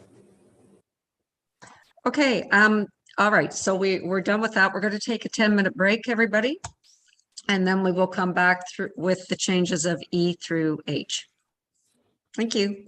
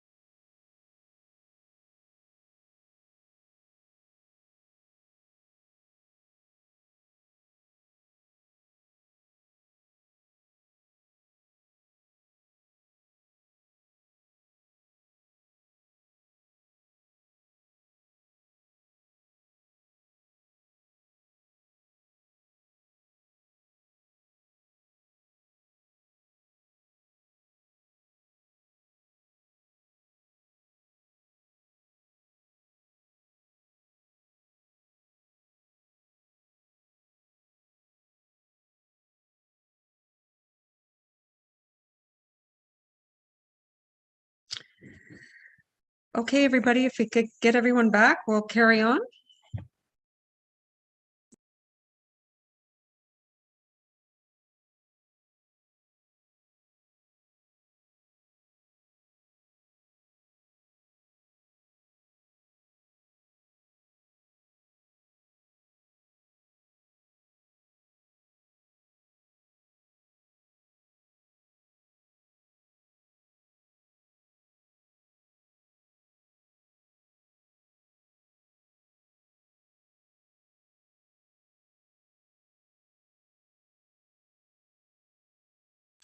Okay, welcome back, everyone. And we will carry on now with E through H. So, Mr. Sharp, if you would like to maybe, there you are, sorry, just help us with this one and we'll carry on. Thank you, Chair Bridgman. So initially or originally, staff had put forward some recommendations that would have seen a limitation on the number of certain accessory buildings, the number that could be had on a property, notwithstanding existing permissions for accessory buildings and structures like saunas, gazebos, pump houses, boat houses, and what have you. Limitations on the number of stories and the size of the permitted accessory buildings. I think what we're recommending at this point, we're stepping back from that, and we've got a legal opinion from the township solicitor advising that plumbing can be restricted through the township's comprehensive zoning bylaw. So we're recommending that plumbing be restricted within storage buildings. And, you know, that's the recommendation. Certainly committee could choose to apply additional restrictions or put that restriction in combination with what staff had previously put forward. So certainly I would turn it over to your discussion, and I'd be happy to elaborate or add further commentary. Thank you. Okay, thank you. Why don't we start with the plumbing part then? If we're going to go through this. So anybody have any input? Mayor Harding. Might as well be consistent on this. I like the approach. My suggestion is that, you know, if we allow plumbing, certainly in the main cottage, certainly in an accessory bunkie, if you will, or the cabin, boathouse, but I think that you would be allowed in a garage. You could pick one of the other buildings that you could have plumbing in, but having three other buildings with plumbing in them, I don't believe is appropriate. So I think we just need to allow plumbing in garage, whatever that other accessory building is, just pick one of them would be my recommendation. Okay, so I'm obviously confused a lot this morning. I apologize, Mayor Harding, but I'm not sure that I totally understood what you were saying in terms of the number, one other building as opposed to what? So if I'm not mistaken, Mr. Sharp suggested we allow plumbing in the main cottage. We allow it in the bunkie, if you will, or the 650. We allow it in the first story of a boathouse. So that would be three buildings that would be allowed. I think there would be a fourth building, call it the garage or whatever that other accessory structure they're calling it. Because I do believe, and we need to be careful. If there's one thing that I wouldn't mind actually floating in front of the public is understanding what we allow in some of these other buildings. Do we allow a gym? Because I think, or an office or something that people can use another building on their property, and we stop hiding under it's a storage building when it's actually become a gym for the family or a ping pong room or something. So again, we want to stop people living in all of these buildings, but to go and play ping pong or have a games room or to go work out in a room, I don't think is inappropriate. And again, I would allow the cottage, boathouse, bunkie to have plumbing and one other building. Okay, I understand now. Thank you. Councillor Nishikawa. Sorry, I don't agree with what was just said.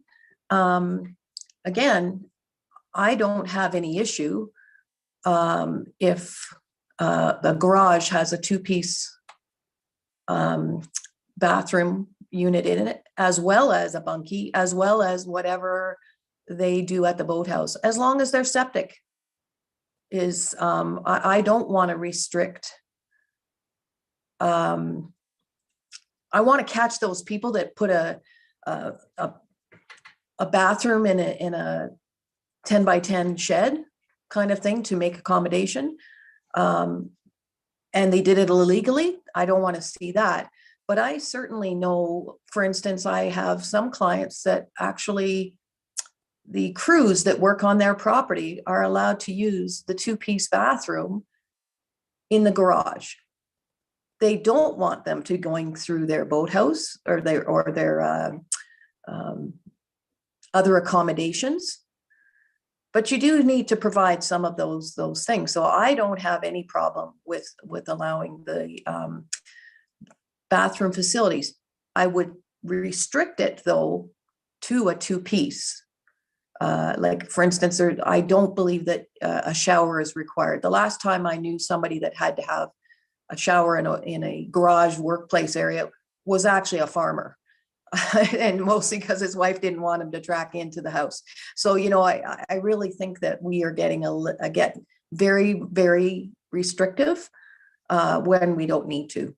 As I said, I really am more concerned that their septic is adequate enough to add those facilities. But, and again, I got a little bit confused about, because I know people that use their garage as a gym. I don't have any problem with that.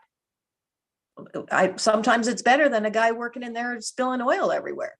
Who knows, right? So I'm just saying, I don't have a problem with those other, as long as the septic allows for it. Okay, thank you. Councillor Jaglowitz.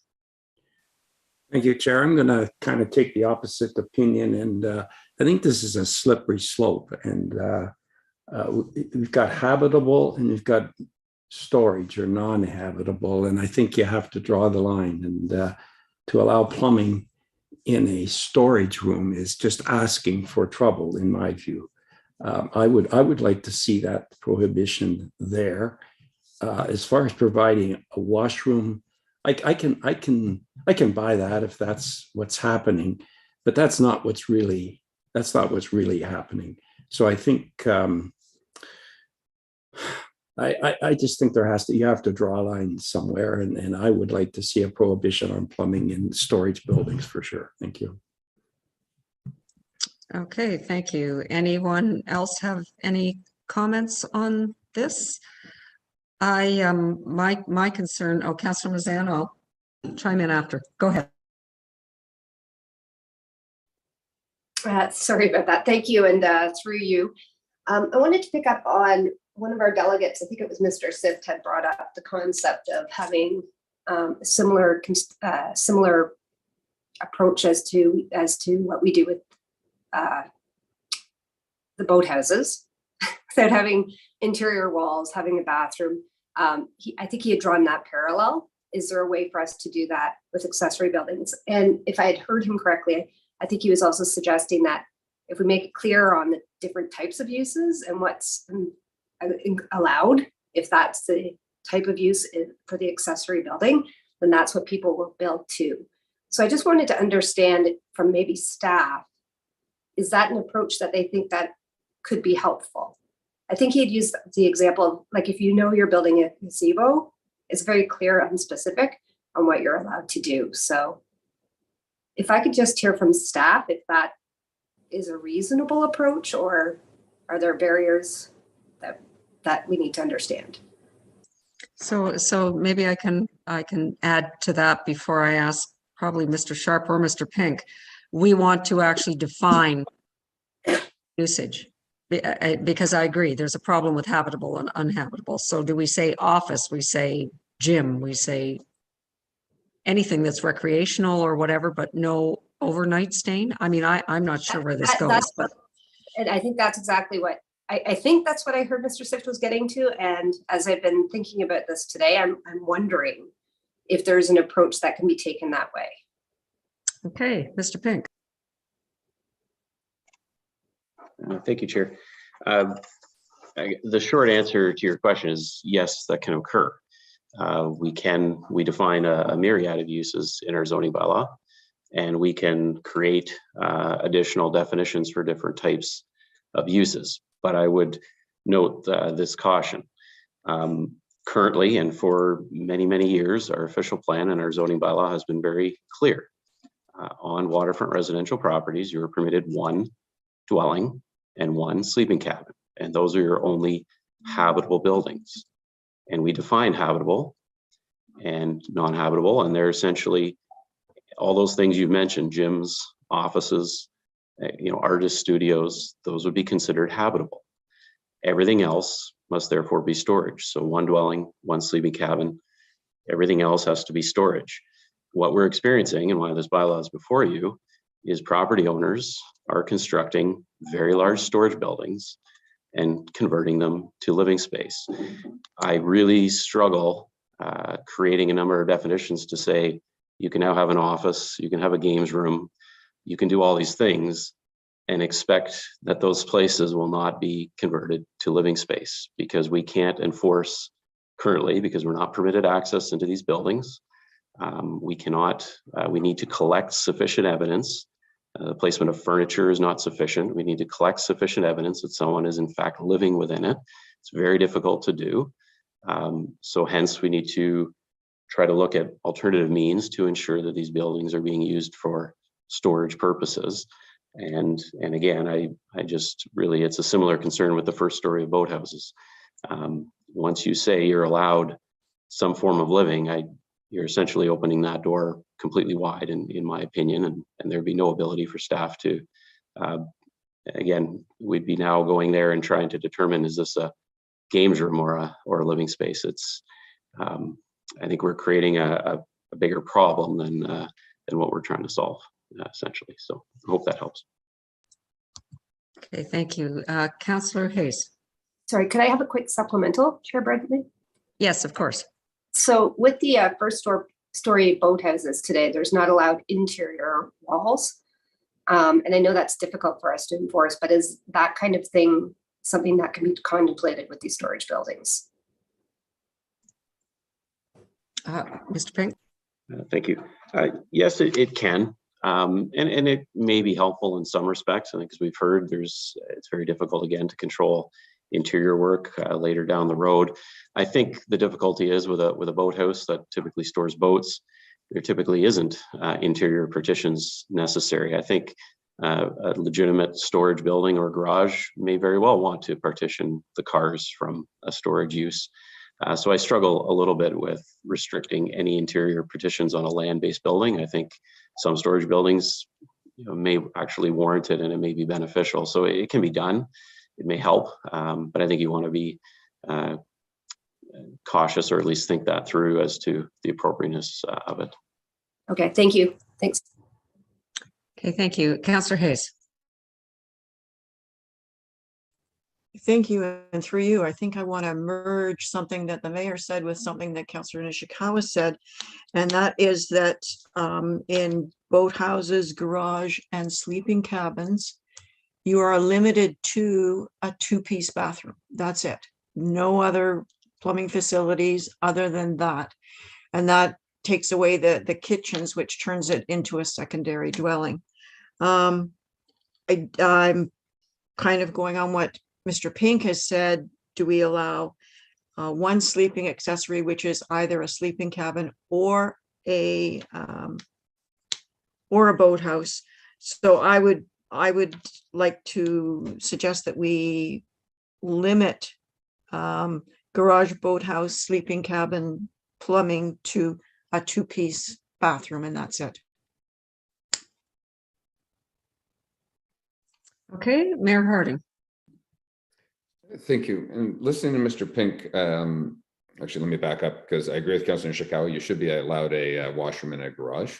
But the question of habitable space, is where I struggle, because I park my car in my garage, but does it become habitable because I go out and I spend an hour working on my car or fixing something or doing something in the building? When does it change from just storing something to become working, living, habiting? You know, in a CrossFit gym, I'm lifting tires and pounding things with a sledgehammer. Now it's a gym, and I'm doing that in my garage. I question regularly, are we trying to over-regulate? And what's the true problem we're trying to solve? And if the true problem we're trying to solve is having 5 families live on one property and utilize the waterfront, then let's rethink the way we talk about that.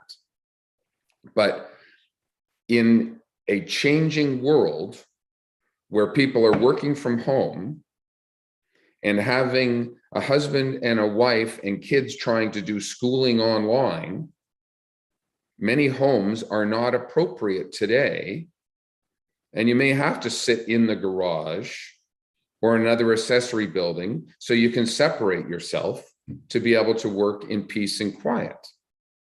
So I understand regulation. I understand not wanting to have 3 Airbnbs on one property. But what are we truly calling habitable?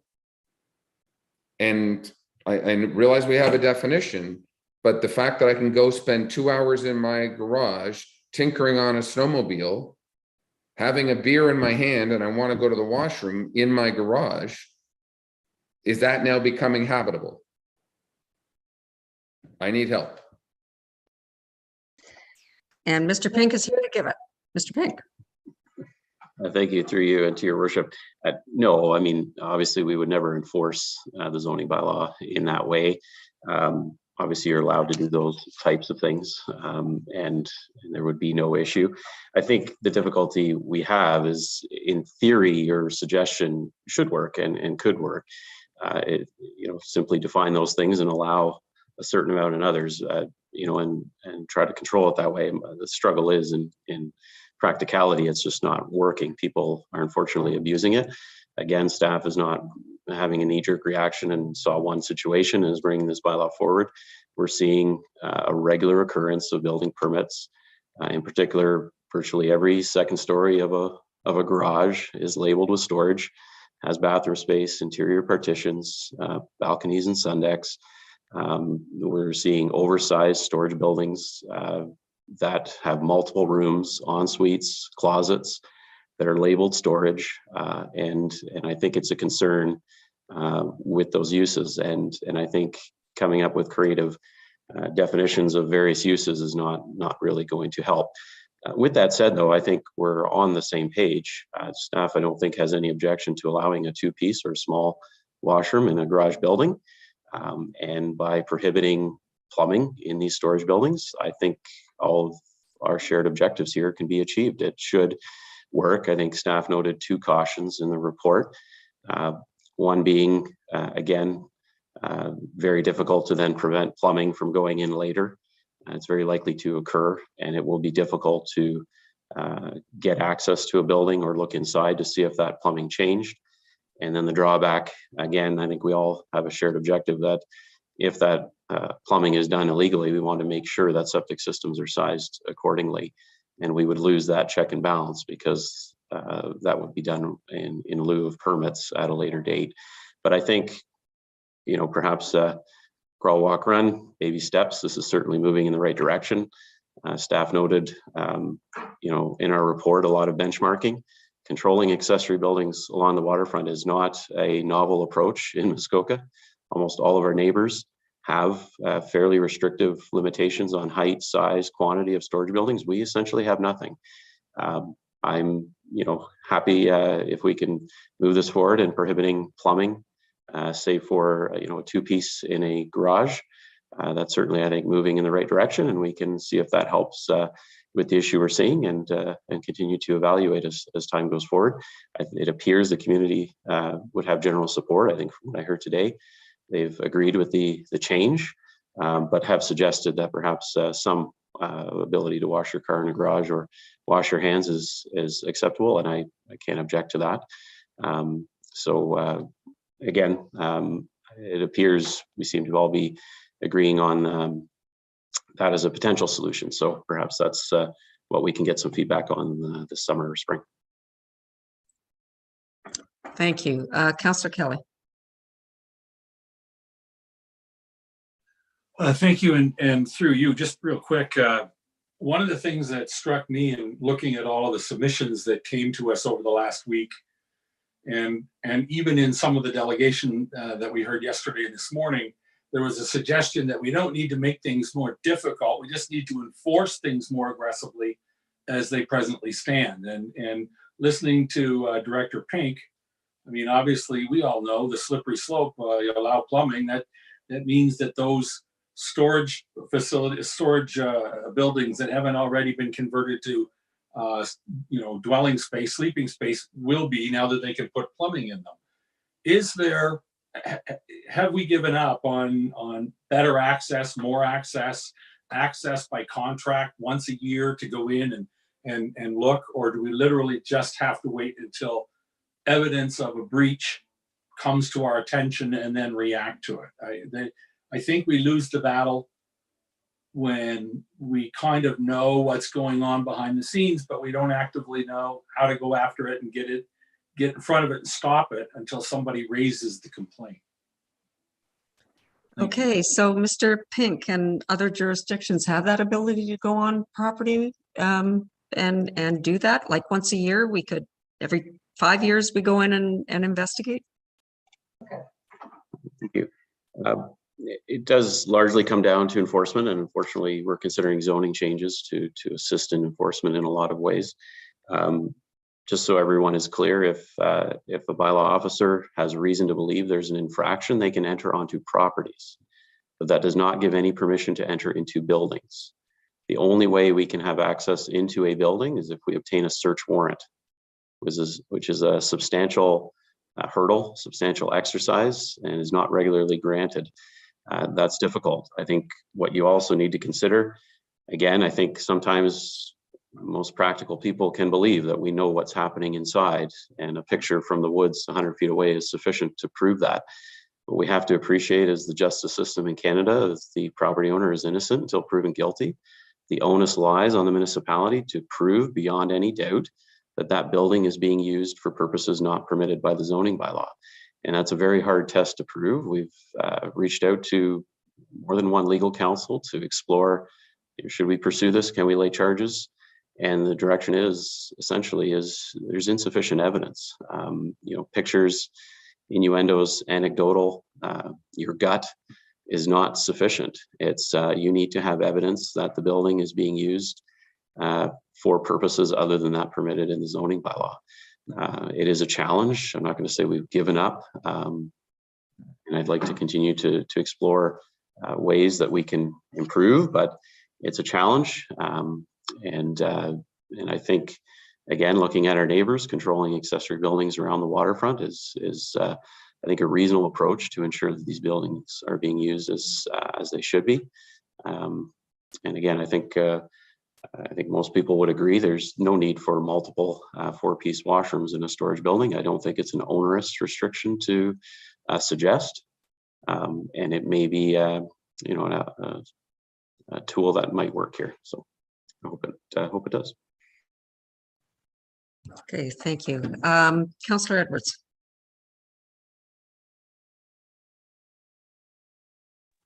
Thank you. As far as washrooms go, I've seen them come in, want a washroom on the lower level of garage, and an upper level of the garage that's supposed to be a storage. Limit it to one lower level washroom, 2-piece, and that. And as far as I'm concerned, if you have washrooms in your house, which probably 2 or more, you can have your bunkie and one in the basement of a lower level of either a garage or a boathouse, and that. But you don't need 4 or 5 different locations, and that for that. And if you really want to talk storage in an upper level of a garage, limit the ceiling height to 7 feet, because most shelving is 6 feet. And same with the windows. You don't need, and that patio doors on and everything else of that, come up with the size of windows that they can have, so they get some light in it. And I've seen all kinds of things that they've done where the building all of a sudden not supposed to have electricity, so they put large windows in and doors, and then electricity goes in, and wow, it's now it's another sleeping cabin. And that there's ways around it if that's what we want. If we don't want it, that's fine. I'm letting the public decide what they want. But if we're out on a lake and you see a boathouse and that with the doors open and parties going on, you know it's not a boathouse anymore. They're closed in, and that. So if we're either going to enforce it, or we have to just say, and that, go right ahead. Thank you. Councillor Zavitz. Thank you, through you. Of course, yeah, so when I look at the benchmarking in this excellent staff report, referring to Gravenhurst, Bracebridge, Georgian Bay Township, I see no reference whatsoever to the word habitable. Quite honestly, I think we're caught in that. I mean, something in my life that I've used a number of times to look at a reset when there's a large issue in front of me. What would if I had to do all over again, I could start with a clean slate, what would I do? And I would almost challenge our group to look at that. I mean, here we are talking about how many two-piece washrooms we can have. At the end of the day, people come to our place here, their place, to enjoy the place. And, you know, so we're looking at all these ways to restrict usage. And there's David and his good group wondering how the heck we can, you know, go out and police these bylaws that are in front of us. And we constantly get emails from people saying, you know, ratting out their neighbors because guess what? I saw them doing their work in their building. So, you know, I almost suggest, I mean, I would like to see us, and again, this may go nowhere, but I'd almost like to see us revisit this. I'm in these bathrooms in 3 buildings, but not a 4th. You know, whether it's based on square footage, based on your lot coverage, should it be 11 instead of 10 always? Should it be 12? Should we allow 4 buildings per, you know, 100 plus foot lots? I mean, we're talking fundamental. This is huge, and we're not treating it like that. We're treating it like it's this. All we can do is to add a few tweaks. I don't want to add any tweaks to this. This is huge. It's going to set the tone for the next 50 years. And I think we need to look at this in a different way, and I hope we do. Thank you, Councillor Zavitz. Do remember, we're going to get public feedback on this. We're not making any decisions today. So we may find some interesting comments from that going forward too. Mayor Harding? Thank you. I want to kind of continue along the path of where Councillor Zavitz was going a little bit here and trying to reset and rethink and re-understand. Because I like consistency and I like simplicity of interpretation. So when I'm understanding our bylaw, as I just described, I can create a garage, I can park my car in the garage and store it there, but we would allow us to work on the car at the same time, because that's acceptable. But I have another storage building that I keep my gym equipment in, but I can't use the gym equipment because now it's a gym. Or I have another building 10 by 10 where I have a desk and that I can store the desk in there and the chair, but I can't sit on them and have my computer and use them.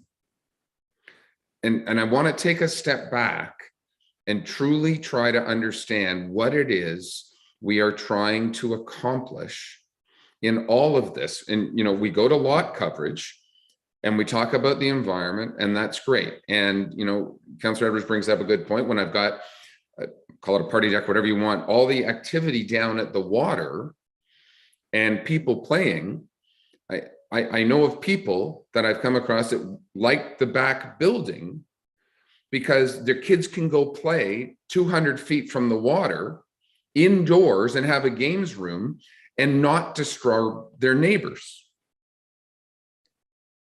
That to me should be more encouraged than discouraged at the end of the day. And I'm not sure we've landed this airplane yet, but I think we do need to get some more public feedback, because we regularly hear complaints from people saying that 10 by 10 glass building with all the gym equipment in it is not just being a storage building, and it just needs to be storage. So I'm struggling with this, and I appreciate Mr. Pink's comment. It's a slippery slope, but let's truly, in my opinion, try to regulate the issue of multiple families on one property, because I believe that was the impetus of why we have one cottage and one sleeping cabin. So I just think we have an opportunity to rethink some of this and understand what's good around a property and what's bad around a property. And if I've got a small lot, I'm not putting 5 buildings, I'm not putting a 2,000 square foot garage, I'm not doing all that. I'm still limited by lot size, then I'm probably going to be in one building anyway. Before I go to you, Councillor Jagowitz, Mr. Sharp, as the creator of this, can I ask you a question, please? Because it seems to me that this also ties into the limit of 1,000 square feet in an accessory building, and that may not be the right number. Or you can have 2 buildings that equals 1,000 square feet. And was the idea not that if you want to make those 2 buildings into your gym or your yoga or your whatever, that you are able to do that? Have I misunderstood this? I thought that we were giving that ability to people to have 2 extra buildings, and they can have an office in there, and but we're limiting the size. And is that not part of this? Or I'd hate to admit it, but have I really misunderstood this? Thank you, Chair Bridgman. I think, you may not be on your own with respect to some confusion. If I was hearing from Mr. Sift earlier today, there may also be some confusion in the public as well about staff's recommendation. And sometimes it's hard to put all of these nuances in writing, so I do apologize if there is some confusion. But I think what staff is recommending is that we're recommending to step away from what we had put forward previously and just simply restrict plumbing, and that is the recommendation. Now, with that being said, committee could choose to pair that with any of the restrictions that we previously put forward, if that is what committee wants to do, or come up with new considerations that staff could consider. So, just to clarify, that's the intent here. Hopefully that helps. I'm happy to elaborate further if needed, Chair Bridgman. Thank you. Okay, so you're telling me that the 2 buildings is off the radar at the moment? Not off the radar, I suppose. Again, this is all up to the will of committee, but I think staff have looked at it. They've heard the concerns and the objections that were raised at the previous public meeting, and we've stepped back from that. We've made a recommendation for a prohibition on plumbing. Thank you.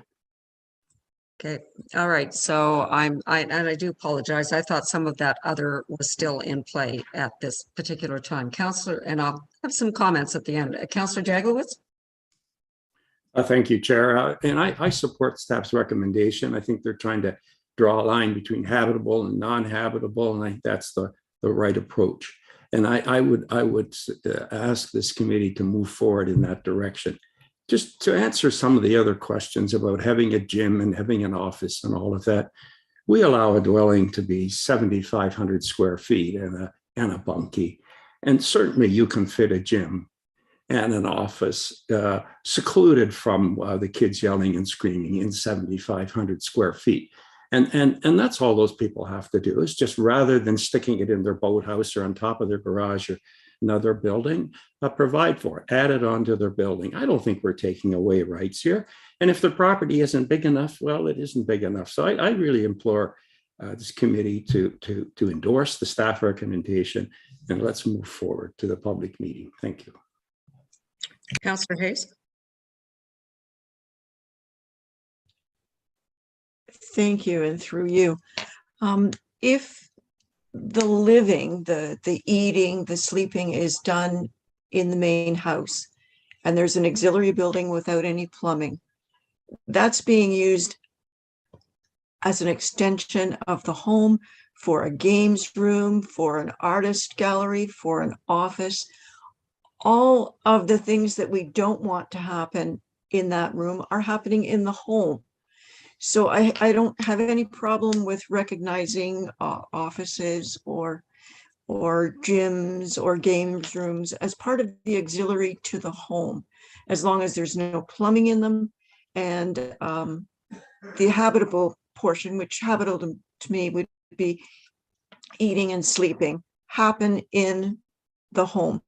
What I don't want to see is those buildings converted to Airbnb type things. So I think that's what we have to kind of separate.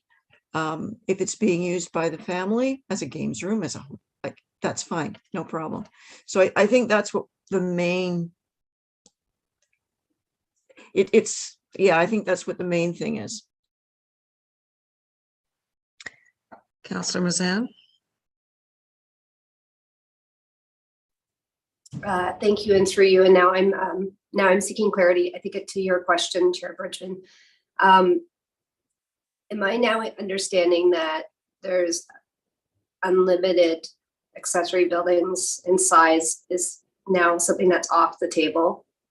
That we're going to permit as many accessory buildings, or the size isn't going to be controlled? Is that the? I'm just trying to make sure I'm understanding now from the comments. Mr. Sharp, would you like to comment on? Through you, Chair Bridgman. Yes, as per the report, the prohibition on plumbing wouldn't take any existing rights away. So you could have, as many storage buildings as you wanted, provided they comply with all of the other requirements of the bylaw, the lot coverage, setbacks, and all of those considerations. Thank you. A supplemental? Yes.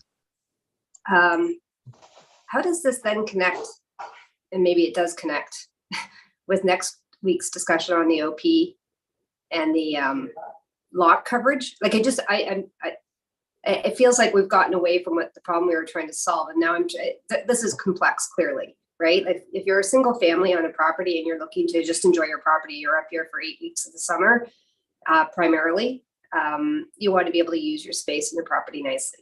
The problems we're having is when there's 2 cottages being developed, into Councillor Hayes' comment, if these turn into short-term rentals, etc., then that's a completely different issue.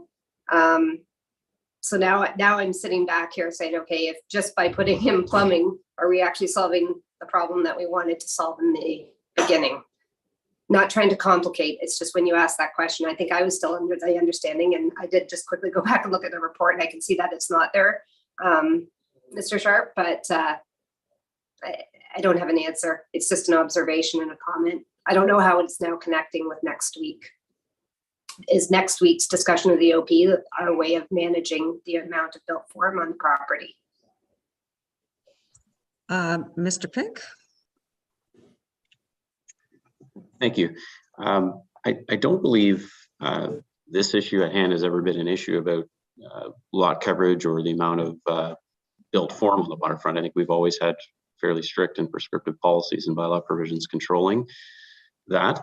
As Mr. Sharp said, staff has suggested, we heard loud and clear from the community, the concern with limiting the number of accessory buildings and the size of them as an effort to control use. We've suggested that could be taken off the table, but there are numerous ways to, I hate the expression, skin the cat here.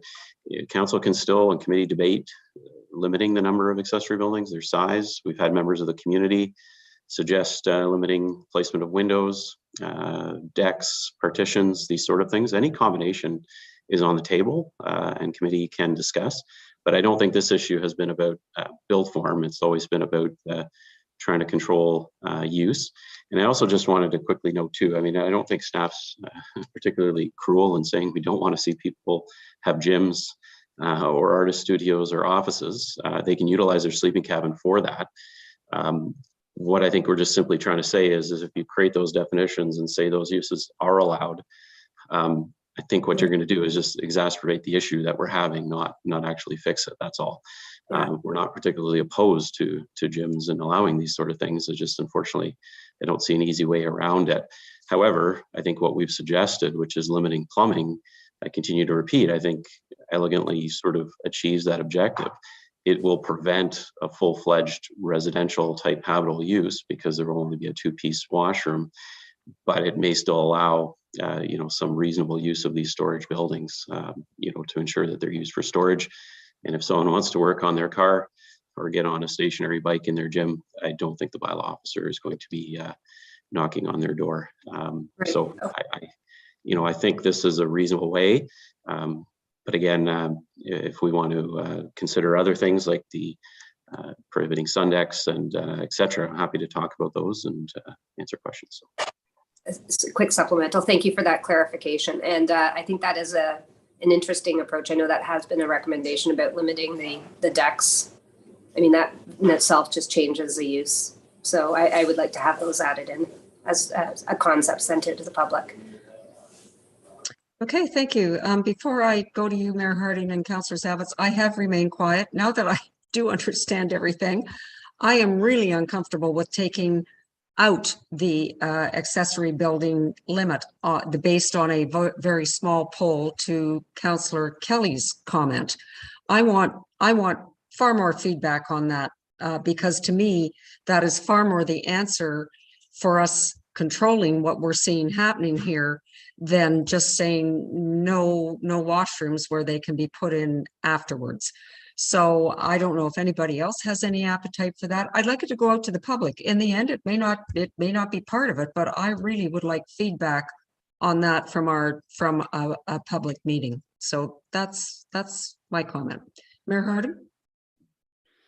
Thank you. And I want to just expand a little bit on what Councillor Hayes has suggested, because at the end of the day, what we're trying to ensure is if it's 1, 2, 3, or 5 accessory buildings, they are accessory use or an extension of the home. And I think that is the real question. And how do we ensure whatever these buildings are, it's an accessory to the home, an extension of the home versus its own standalone home? I don't have the answer to that yet. But I know Councillor Nishikawa, Hayes, and Edwards would remember we allowed a development of a central kitchen and multiple pod bedrooms on a property, which technically wouldn't be allowed because one big home. And if you go back to the history of Muskoka, we had the central kitchen and a lot of little bedrooms around some of the old camp properties, or we call them camp properties. And that's how people did develop their homes as opposed to one big massive home. And we also know that I can probably build that same 7,000 square feet by taking down fewer trees as I fit them in and around my property, creating unique things. So to me, the one question, and I don't think we've answered yet, and I know we're trying to, is allowing accessory buildings to become an extension of the home. And I think that's the key to solving all of our problems. I think we're back to enforcement of that, but that's my humble opinion. Councillor Zavitz? Well, I couldn't have let in better. Thank you, Mayor. David had used the term, used the 2 words together in a sentence, controlling use. Again, I'm going to say this is where our problem is.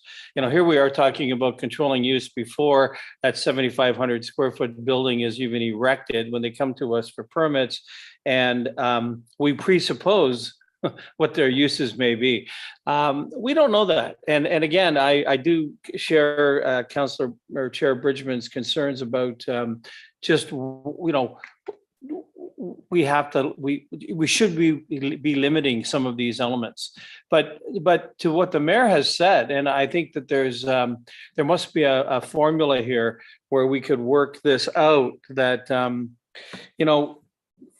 everyone that I know comes up here and uses this place differently, whether they have 1 building, 2 buildings, buildings, 3 buildings, 4 buildings, whether they have cars, boats, whatever. We talk about boathouses, and yet we don't control the water, and yet we sure have a lot to say about how big a dock should be on the Crown's waterbed.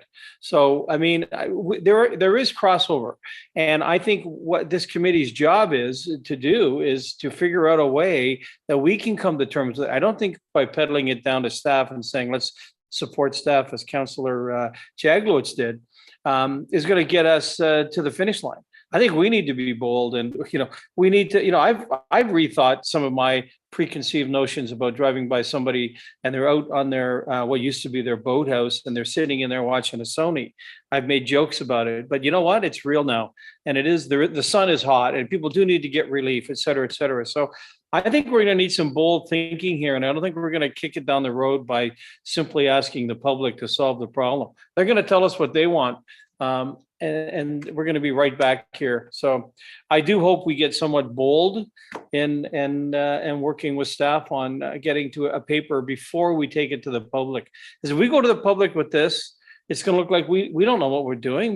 What do you guys think? And then let's get back and look at it again. So I think we should be drilling down a little deeper and then spending a bit more time on this than we are to kick it out of here and down to the public. Thank you. So help me, Councillor Zavitz, because I'm not sure how we drill down deeper. We have issues that we asked our staff to address. We have restrictions in terms of enforcement, et cetera. Like, I'm just trying to, what's the productive answer on that? I think that's all I'm asking. Yeah. Okay, thank you. And listen, I know how difficult it is to be the chair and to direct this traffic.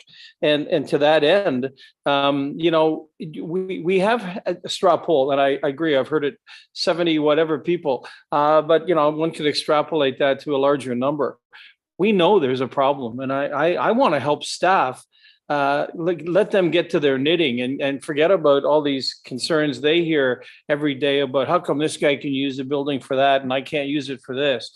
I mean, we need to be bold here. And if it's 4 buildings, if the whole criteria is you can't have 2-piece bathrooms except for 4, then so be it. But again, it's such a mathematical formula based on based on lot coverage, based on A, B, and C lake, based on how big your property is. So what is the formula? Instead of we're being rather emotional about it and saying, well, I'd be okay if you didn't do yoga, but if you did weightlifting, that's okay. I think we need to get way above that and make some general comments that the public then could weigh in on. But we need to agree to it as a group, at least of 6, don't we? Yeah, we do. And we're not. Okay. And the point is, we're not. We're just saying, yeah, you know what? What an easy way. Let's just let's just take it to the public, because the staff has the poor staff here. They're making recommendations, and then they're changing it back because of what they're hearing us not say. So, I'm sort of with the mayor on this one, where there's some double speak here. We windows on the side of buildings, no windows on the side of buildings. Instead of maybe we're very general. Maybe we just put out some general comments and let them see it. But right now we're being specific. And I think that's going to confuse the public. Why is there so much communication confusion? There's a lot of confusion here. We're having to completely clarify time and time again. And I personally, that's what's causing the issue of confusion. Okay. Councillor Nishikawa. Thank you. I know I've already mentioned these things, but I'm going to just simplify for my own sake, I guess. I'm concerned about lot coverage. I'm concerned about what happens at boathouses. I'm concerned about the environmental issues. I am not concerned about how people use their property. If there is a noise complaint, we have a bylaw for that. If there is a burning complaint, like we have all these other bylaws that take care of things. But I will say, like, over the years, and I guess I'm very, very fortunate for the people that I work with, because they are very respectful to their land, to their neighbors. But in fact, they've come up with different things or use their property in a way that I would never have imagined, because that's just not the way that I run my life, kind of thing, or those ideas. But you know, when you have especially large families, and I don't like the idea that we should be just assuming that people can spend millions and millions of dollars to have everything under one roof. I mean, that's not real. It's certainly not real in some of my family members that own property on the lakes. And again, much of our lakes are covered by historic family owners, so they're not huge properties or huge, I should say, dwellings. But again, I really like the uniqueness. People need their space. I like the potting idea. We have certain islands out there that are really quite interesting. And in fact, sometimes you never even see that they're there because, as the mayor had mentioned, like tree coverage and things like that. There was all sorts of things, very unique things. And we've seen some of those applications come forward. And in fact, I even wondered why we were having to have these people to pay for us to review their application, because their lot coverage was fine. It was just the way that our bylaws read. So I'm mostly concerned about lot coverage. I'm concerned about our septics, and I'm concerned about boathouses and how they impact the shoreline, and if we can do better. And in fact, we've mentioned this for many years about better building practices. We've never really come up with, I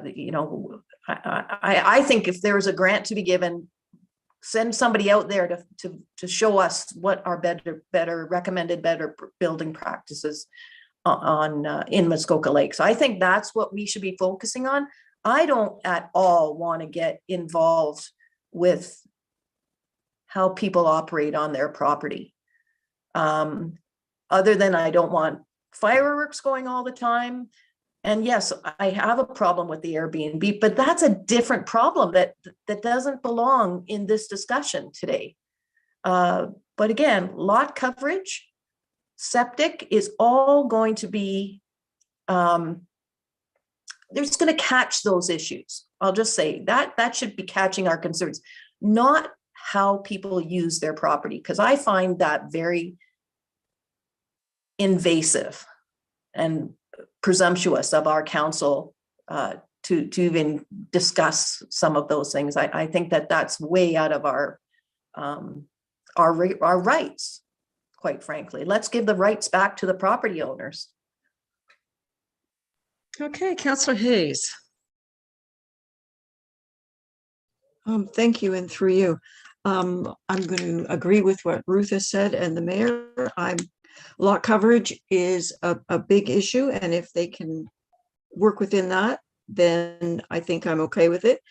Other than the main building, only two-piece bathrooms are allowed, and there's only a limit of 3. If they choose to put it in a sleeping dwelling and a garage and a boathouse, that's fine. If they have 2 sleeping dwellings and not put it in the garage, it's up to them. And if they're lucky enough to be grandfathered with 2 dwellings, that second dwelling will count as one of the 2-piece baths. It'll probably have a 3-piece or 4-piece, but that takes away one of their other washrooms. So that would mean that any of the storage buildings would not have washrooms in them, and they would not have decks as well. And that's what I think would relieve a lot of our issues with this.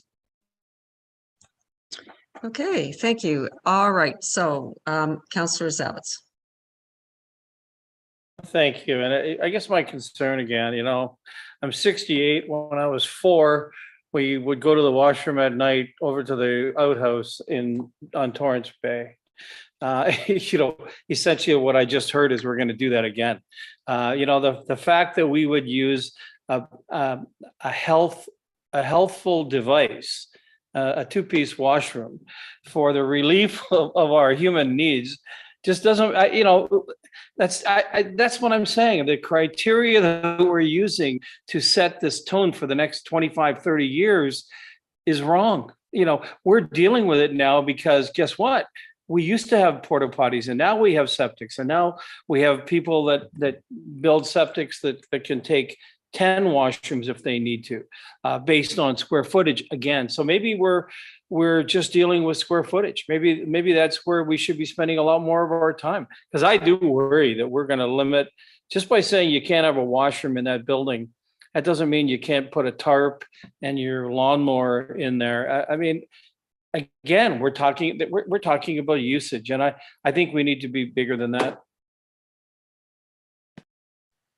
Okay, Councillor Kelly. Thank you. I thought I had a better handle on this 10 minutes ago than I do right now. Unfortunately, I think I've lost the thread a little bit. I'd like to go back to Councillor Hayes, Councillor Nishikawa, and make sure that I understood what they are proposing. Are you proposing no limits on the number of buildings on a given lot? Or are you limiting it to just a 10% lot coverage, or is there a hard cap, 7,500 square feet? I'm not sure. I've lost track of where we are. Councillor Nishikawa. What I have learned is that every property owners live differently. The guy next door lives differently than the other guy. And in fact, in most cases, we do end up with a garage, a boathouse, and a main residence. There might be a 10 by 10 shed somewhere, but again, it's a bit based on lot coverage.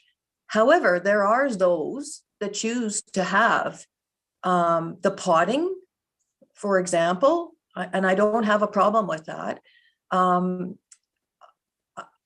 guess what I'm trying to say is I don't want to limit people's creativity as long as they can show us that their lot coverage is fine, that they're within the tree bylaw that we're establishing, like all of those other bylaws that we have in place, I think capture some of the issues that may arise.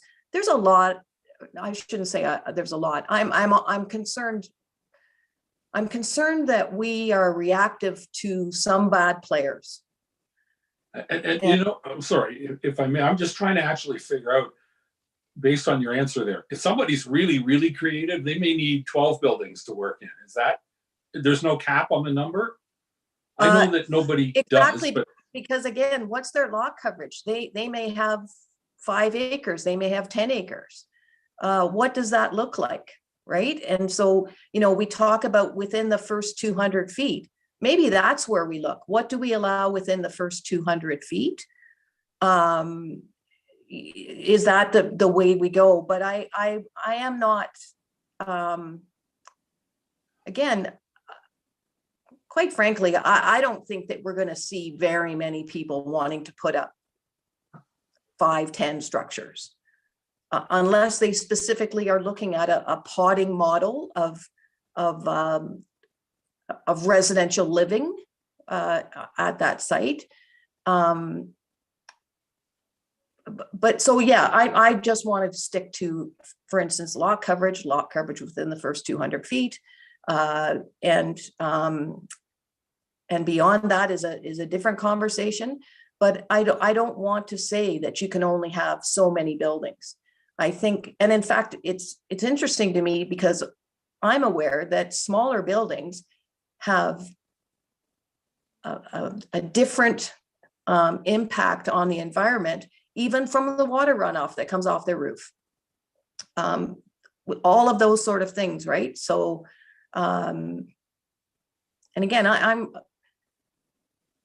I'm just learning. I'm learning so much more. I have the opportunity to ask my kid all the time about the science behind these things.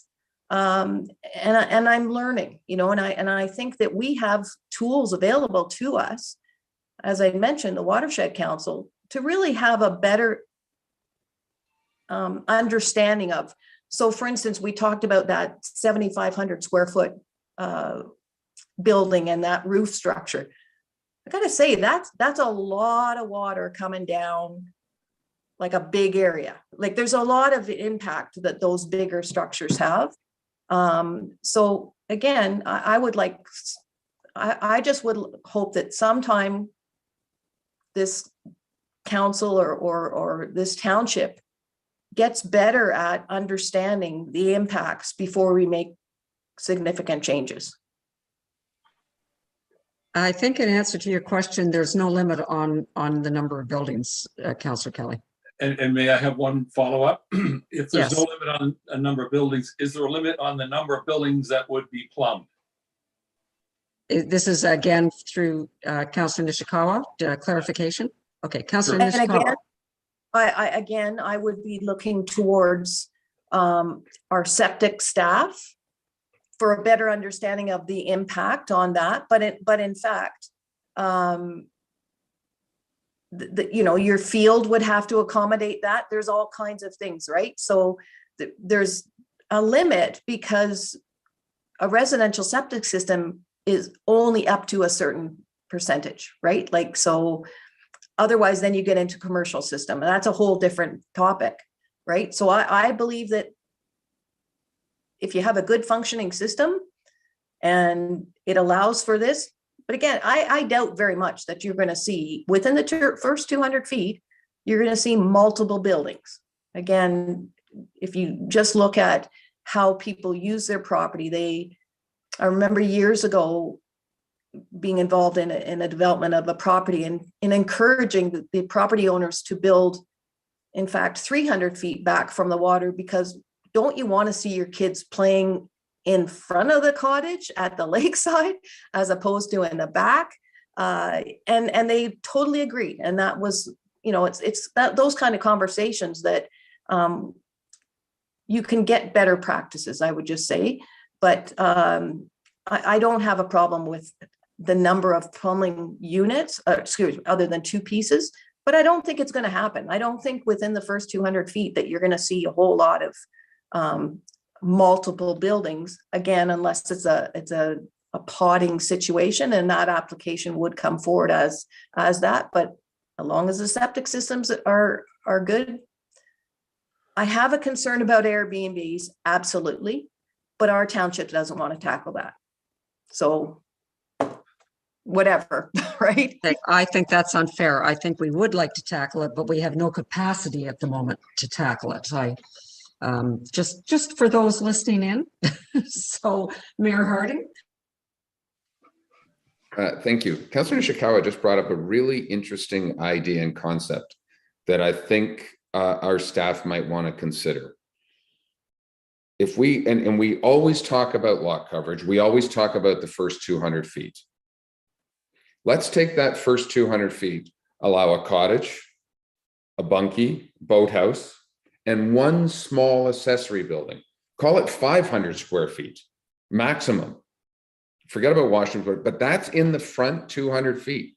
Push beyond 200 feet, have at to lot coverage. You want 10 garages and you've got 1,000 acres, build 10 garages, but maybe limit the lot coverage to 5% in the back portion of the land. We're moving development off the water. We're allowing the environment to prevail. We're putting some science around this. We're going to spec things out appropriately for septic systems.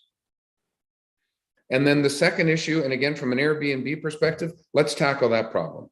Okay, I completely agree. We need to look at that and, you know, let's put that back on the table.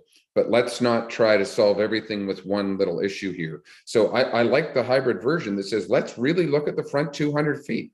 That's what we're regulating more than anything else. And I'd love to get staff's opinion on that.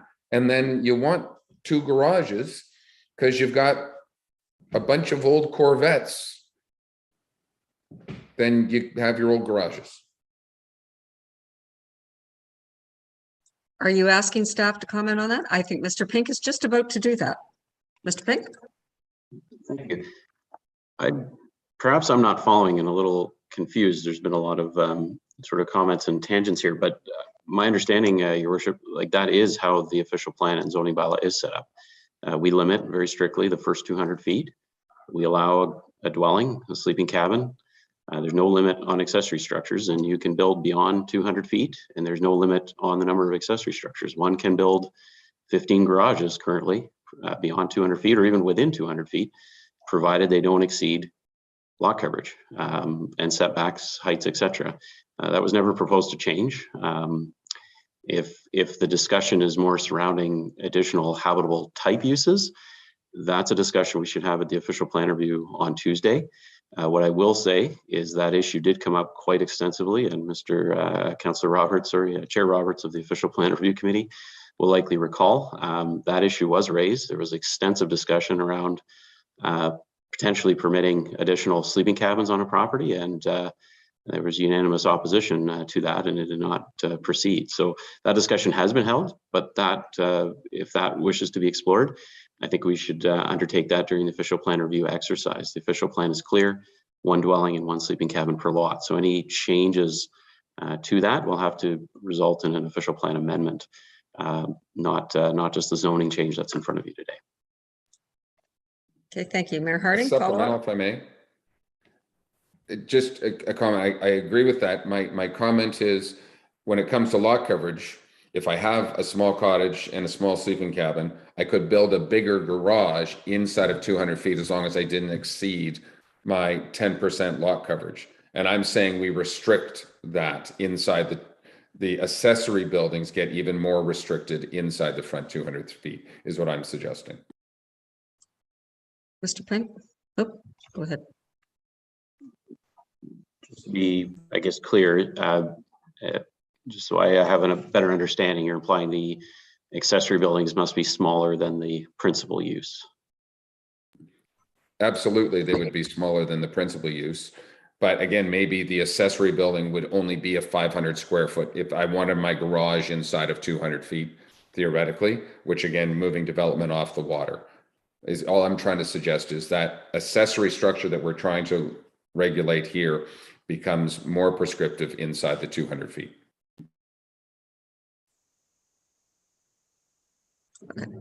Okay, all right. I think that's an interesting concept. Councillor Mazan.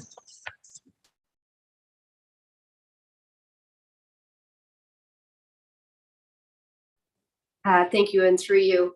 As I'm listening, I don't want to throw a wrench into today's discussion at all, but I'm asking a real question here.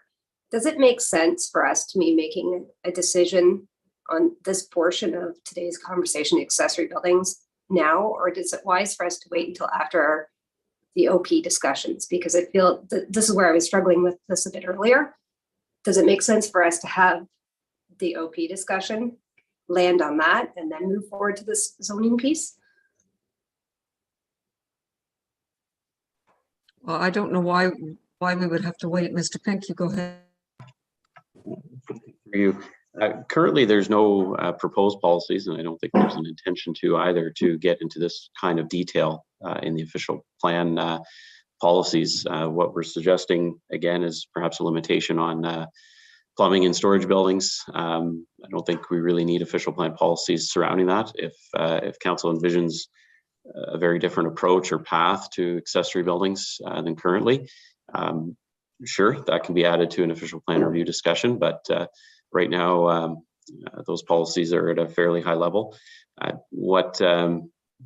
Perhaps just to really back up a little bit, this is a municipally initiated exercise. If council doesn't wish to change any restrictions to accessory buildings, we don't have to proceed. There's sort of two projects that staff have merged together here. One was to do with legal non-complying buildings. That was because of legal opinions that resulted in very confusing interpretation of provisions, both for staff and the community. Seems like that part of this morning went very smoothly and some direction was given, and we can proceed with that aspect. Committee is not obligated to proceed with any changes to accessory buildings if you don't wish. Just wanted to make that clear. There seems to be some opposition to adding any restrictions. If that's adding to some confusion or concern about moving forward, we can proceed with cleaning up the legal non-complying section on its own. apologize if I'm throwing yet another option out there. But I just wanted to make that clear that this is municipally initiated and not obligated to change it. Thank you. Councillor Edwards. Thank you very, very much. As far as the waterfront, normally they have a house in the middle of the lot and they don't want it blocking the view, so they put the boathouse to the side and then they put a bunkie to the other side, and now you've got it right across the front. And just look at some of the applications we have, and that's what it is exactly. If we want this area to look like Lake Simcoe or Lake Tuchaching, fine. If this is what people want, our first thing is the environment, and if this is what people want, that's what we should be looking at. We have been going around this. There's been 27 people talk on this one thing alone. I think we're wasting our time at this point.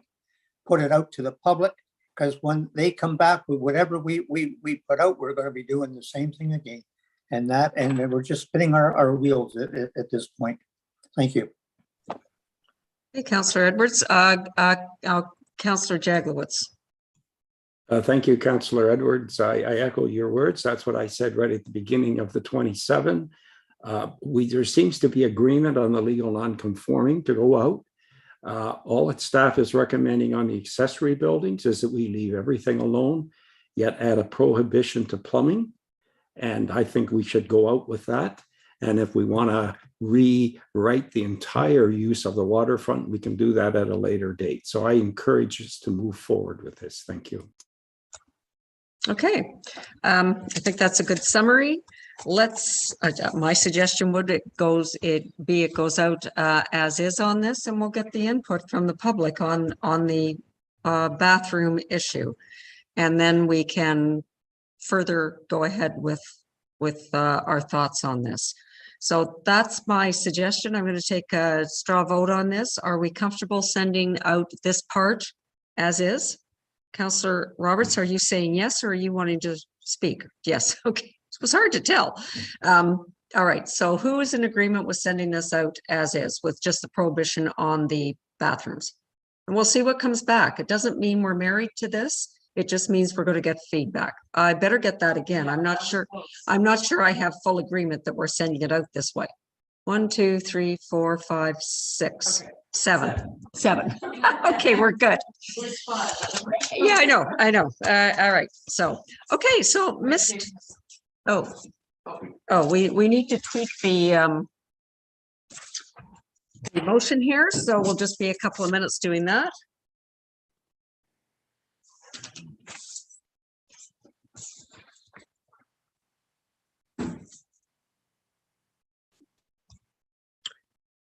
So Councillor Edwards and Councillor Jaglowitz, I think you're right. It was time to wrap it up, but I actually learned a lot from this discussion. So I'm glad that we had it. So just remember it so we don't repeat it all next time. I think that was your point, Councillor Edwards. So we will repeat it all, I'm sure. It's because we like each other so much, Councillor Jaglowitz.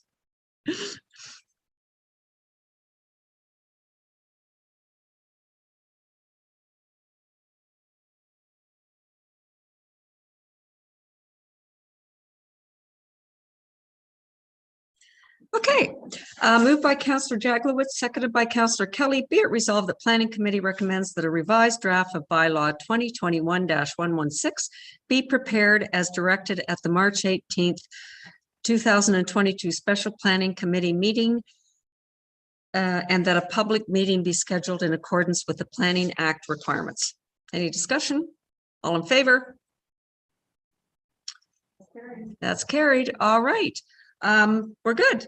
All right. Thank you, everyone. I think it was a good discussion. I think it was helpful for us to really understand. And I am going to now have us end this meeting, and we're going to be back here again on Tuesday morning, I know, with another special planning committee meeting. So I again thank everybody for the time involved in this. But I think we're making some great gains here. So moved by Councillor Mazan, seconded by Councillor Edwards. Be it resolved that special planning committee meeting, that I think that's end. at, yeah, little typo there. And finish at 11:55 a.m. And the next regular planning committee meeting will be held on Thursday, April 14th, 2022 at 9 a.m. electronically from the council chambers, municipal offices in Port Carling, Ontario. A special planning committee meeting will be held Tuesday, March 22nd, 2022 at 9 a.m. electronically from the council chambers, municipal offices in Port Carling, Ontario. All in favor? Okay, thank you once again for Friday morning get together, and we'll see you all Tuesday. Have a good weekend.